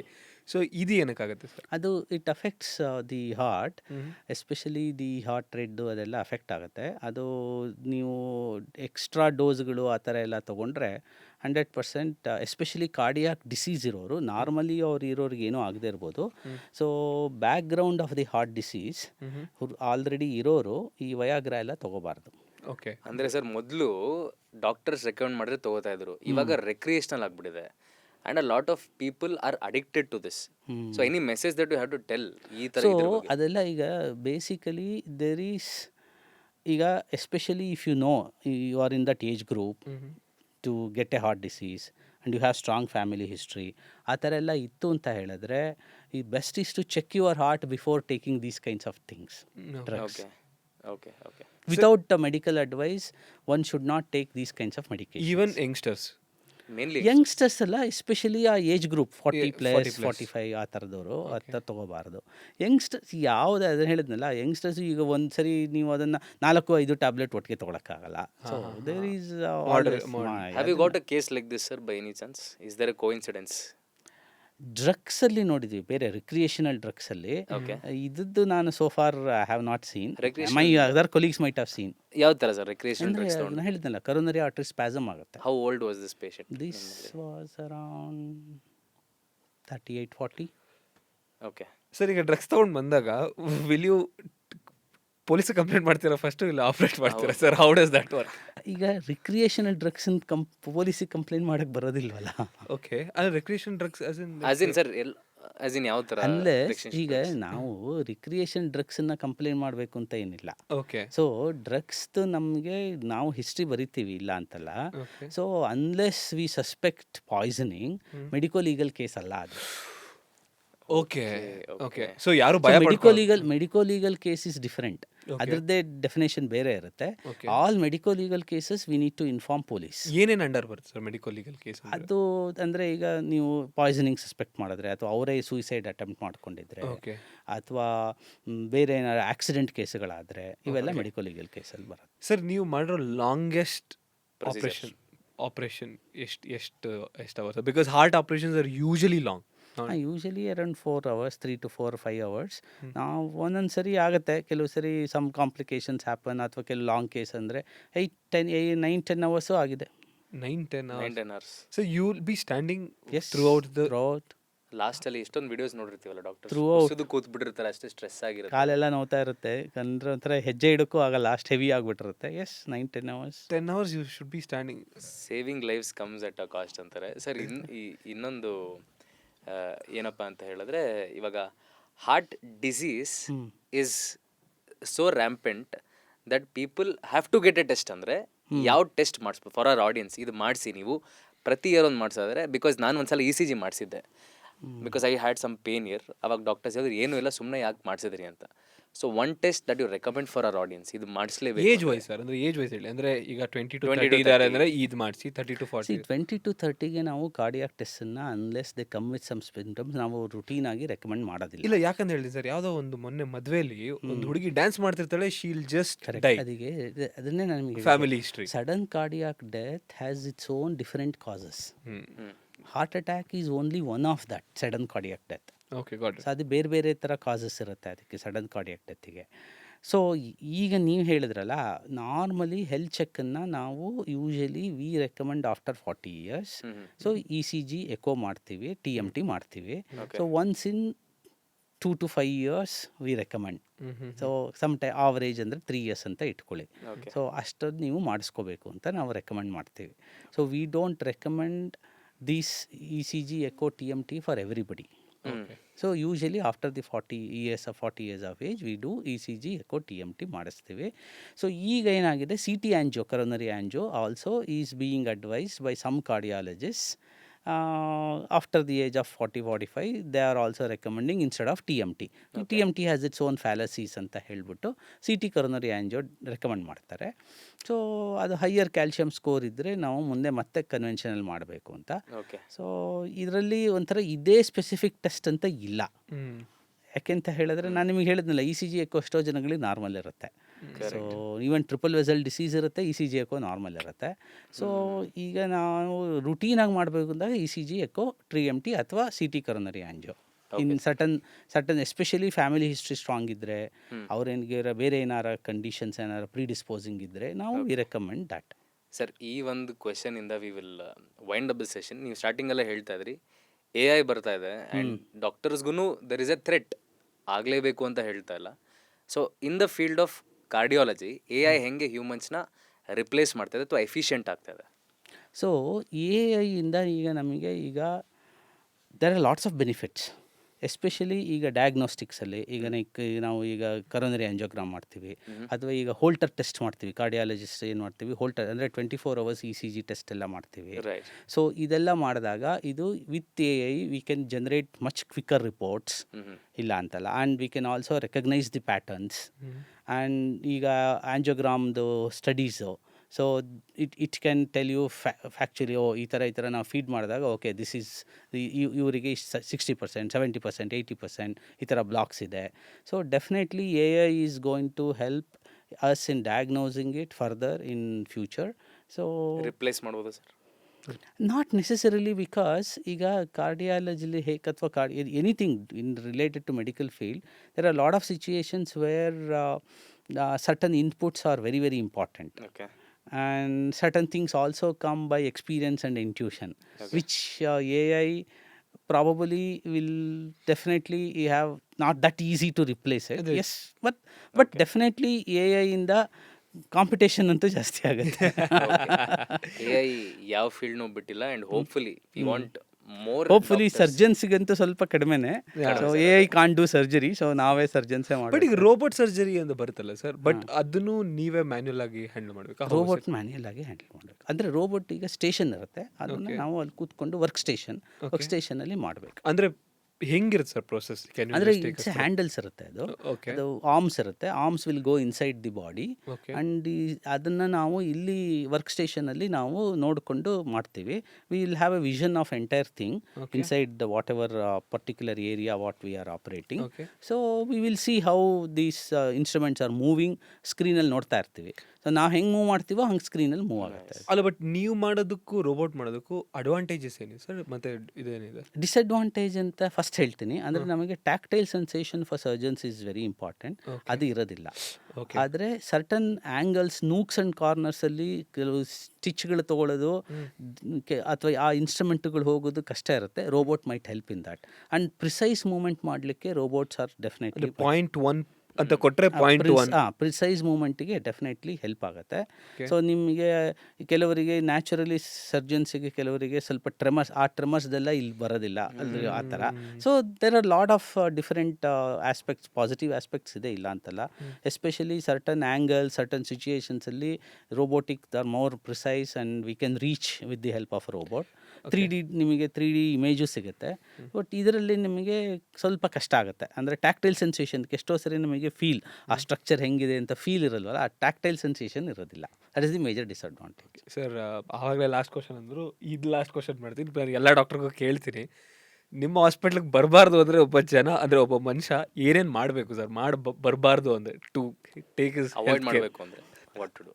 So basically ನೀವು ಹೇಳಿದ್ರಲ್ಲ, healthy lifestyle, okay regular exercise, balance diet, meditation, relaxation, spending time with family and friends. Okay so all things in moderation. Yes okay okay sir, one more thing, last thing, because apart from a cardiologist ಯಾರಿಗೂ ಕೇಳೋಕ್ಕಾಗಲ್ಲ. ಒಂದೇನಂದರೆ heart transplant ಮಾಡ್ತಾರೆ. Just like how pig transplant ಆಯಿತು, actual human ಹಾರ್ಟ್ನ ಮಾಡ್ತೀವಿ. Possible ಯಾವಾಗ ಆಗುತ್ತೆ? When someone is brain dead only. Correct. ಇಲ್ಲಾಂದರೆ ಸತ್ತೋದ್ರೆ ಯರ್ ಗಾನ್. ಹೌದು. ಸೊ ಆ ಪ್ರೊಸೀಜರ್ ಯಾವತ್ತಾದರೂ ಮಾಡಿದರೆ how fascinating is it? Heart transplant ಮಾಡಿದ್ದಾರೆ. ಹಾರ್ಟ್ ಟ್ರಾನ್ಸ್ಪ್ಲಾಂಟ್ ಮಾಡಿದೆ. ಹೇಗಿರುತ್ತೆ? How complicated? See, heart transplant technically ಹೇಗೆ ಅಂತ ಹೇಳಿದ್ರೆ, it is complicated. But for an experience surgeon who is well versed in other surgeries, suturing of various structures of the heart, small arteries, it is technically ಅಷ್ಟೊಂದೇನು ಇಲ್ಲದೆ ಇದ್ದರು there are lots of other challenges. ಅಂತ ಹೇಳಿದ್ರೆ ನಿಮಗೆ ಅದು ಕರೆಕ್ಟಾಗಿ patient selection is important. Patient should not have two much of other negative things going on at that particular moment. ಆ heart failure patient, ಆಮೇಲೆ ಅವರು ಕರೆಕ್ಟ್ ಟೈಮಲ್ಲಿ ಆ ಬ್ಲಡ್ ಗ್ರೂಪ್ ಸೈಜ್ ಮ್ಯಾಚ್ ಆಗೋ ಹಾರ್ಟ್ ಸಿಗಬೇಕು. This is A major challenge. Okay, and he should be also on the top of the list. ಯಾಕೆಂದರೆ ಇದೆಲ್ಲ everything is regulated by government authorities. The coordination committees ಇರುತ್ತೆ ಇದಕ್ಕೆ, government appointed. ಅದರೊಳಗೆಲ್ಲ registration ಆಗಿರಬೇಕು. So ಇದೆಲ್ಲ there are lot of other challenges. And also rejection should not happen. So for that we have to give medications. So rejection ಆಗಬಾರ್ದು ಅಂತ ಇಮ್ಯುನಿಟಿನ suppress ಮಾಡೋ ಥರ ಮೆಡಿಕೇಷನ್ಸನ್ನ ಅವರು ಟಾಲರೇಟ್ ಮಾಡ್ಕೋಬೇಕು. But once the heart transplantation is done, people have engaged in lots of sports activities. Marathon ಎಲ್ಲ run ಮಾಡಿದ್ದಾರೆ. They have survived for few years, 10 years, 15 years, 20 ಆ ಥರ. So people have benefited. And ಇಲ್ಲಾಂದರೆ ಅವರಿಗೆ 4 ಹೆಜ್ಜೆ ಇಡೋಕ್ಕಾಗ್ತಿರಲಿಲ್ಲ, ಬಾತ್ರೂಮಿಗೆ ಹೋಗೋಕ್ಕಾಗ್ತಿರಲಿಲ್ಲ, ಉಸಿರಾಡಕ್ಕೆ ತೊಂದರೆ ಆಗ್ತಾಯಿತ್ತು. So life style has improved. Got it. Okay, so doctor ತುಂಬ ವಿಷಯಗಳು ಮಾತಾಡಿದ್ವಿ. ಇನ್ಫ್ಯಾಕ್ಟ್ ಹಾರ್ಟ್ ಅಂದರೆ ಜಸ್ಟ್ ಹಾರ್ಟ್ ಅಟ್ಯಾಕ್ ಅಥವಾ ಕಾರ್ಡಿಯಾಕ್ ಅರೆಸ್ಟ್ ಅಂತ ಗೊತ್ತಿತ್ತು. ಹೆಂಗೆ ಎಲ್ಲ ಫ್ಯಾಕ್ಟರ್ಸು ಬಂದು ಈ ಹಾರ್ಟನ್ನು ಹೆಲ್ದಿಯಾಗಿಡ್ತಾ ಇದೆ ಅಥವಾ ಅನ್ಹೆಲ್ದಿ ಮಾಡ್ತಾ ಅಂತ ತಿಳ್ಕೊಂಡ್ವಿ. Thank you so much doctor, ಬಂದು ನಮ್ಮ ಶೋಲ್ಲಿ ಹಾರ್ಟನ್ನು ಹೇಗೆ ಜಾಸ್ತಿ ಚೆನ್ನಾಗಿ ಬೀಟ್ ಮಾಡೋದು ಅಂತ ಹೇಳ್ಕೊಟ್ರಿ. ಇದೇ ಥರ ಇನ್ನಷ್ಟು ಲೈಫ್ಸ್ಗೆ ಜೀವನ ಕೊಡ್ತೀರಾ, ಬಿಕಾಸ್ ಒನ್ ಲೈಫ್ ಆ್ಯಂಡ್ ಅದನ್ನ ಎಷ್ಟು ಎಕ್ಸ್ಟೆಂಡ್ ಮಾಡೋಕ್ಕಾಗುತ್ತೋ ಅದು ಬ್ಯೂಟಿಫುಲ್ ಕೆಲಸ ನೀವು ಮಾಡ್ತಾ ಇದ್ದೀರಾ. It was a pleasure hosting you. Thank you Akshay and Abhishek. ನಿಮ್ಮ ಜೊತೆ ಇಂಟ್ರ್ಯಾಕ್ಷನ್ ಮಾಡಿದ್ದು ಭಾರಿ ಖುಷಿ ಆಯಿತು. ಈ ಆಲ್ರೌಂಡರ್ ಶೋನಲ್ಲಿ ನೀವು ಎಲ್ಲ ಆಲ್ರೌಂಡರ್ ಥರನೇ ಕ್ವಶನ್ಗಳು ಕೇಳ್ತಾ ಇದ್ದೀರಾ. ಚೆನ್ನಾಗಿತ್ತು. ಸೊ ನಾನು ನಿಮ್ಮ ಈ ಶೋನ ಡೆಫಿನೆಟ್ಲಿ ಎಂಜಾಯ್ ಮಾಡಿದ್ದೀನಿ. Hopefully audience also enjoy this show. Yes doctor, ಇವಾಗ ಆ್ಯಪಲ್ ತಿಂತೀವಿ ನಾವು. Thank you doctor. Thank you. Thank you. Heartbreak ಆದರೆ ಹಾರ್ಟ್ ಏನಾಗುತ್ತೆ ಅಂತ ಇವತ್ತು ತಿಳ್ಕೊಂಡ್ವಿ. ಹಾರ್ಟ್ನ ಹೇಗೆ ಇಂಪ್ರೂವ್ ಮಾಡ್ಕೋಬೋದು ಅಂತಲೂ ತಿಳ್ಕೊಂಡ್ವಿ. ಸೊ ಈ ಎಪಿಸೋಡ್ ನಿಮ್ಗೆ ಇಷ್ಟ ಆಗಿದೆ ಅಂತ ಅನ್ಕೊತೀನಿ. ಒಂದು ಸಬ್ಸ್ಕ್ರೈಬ್ ಮಾಡ್ಕೊಬಿಡಿ, ಬಿಕಾಸ್ ಅದು ನಮ್ಗೆ ತುಂಬ ಹೆಲ್ಪ್ ಮಾಡುತ್ತೆ. Thank you.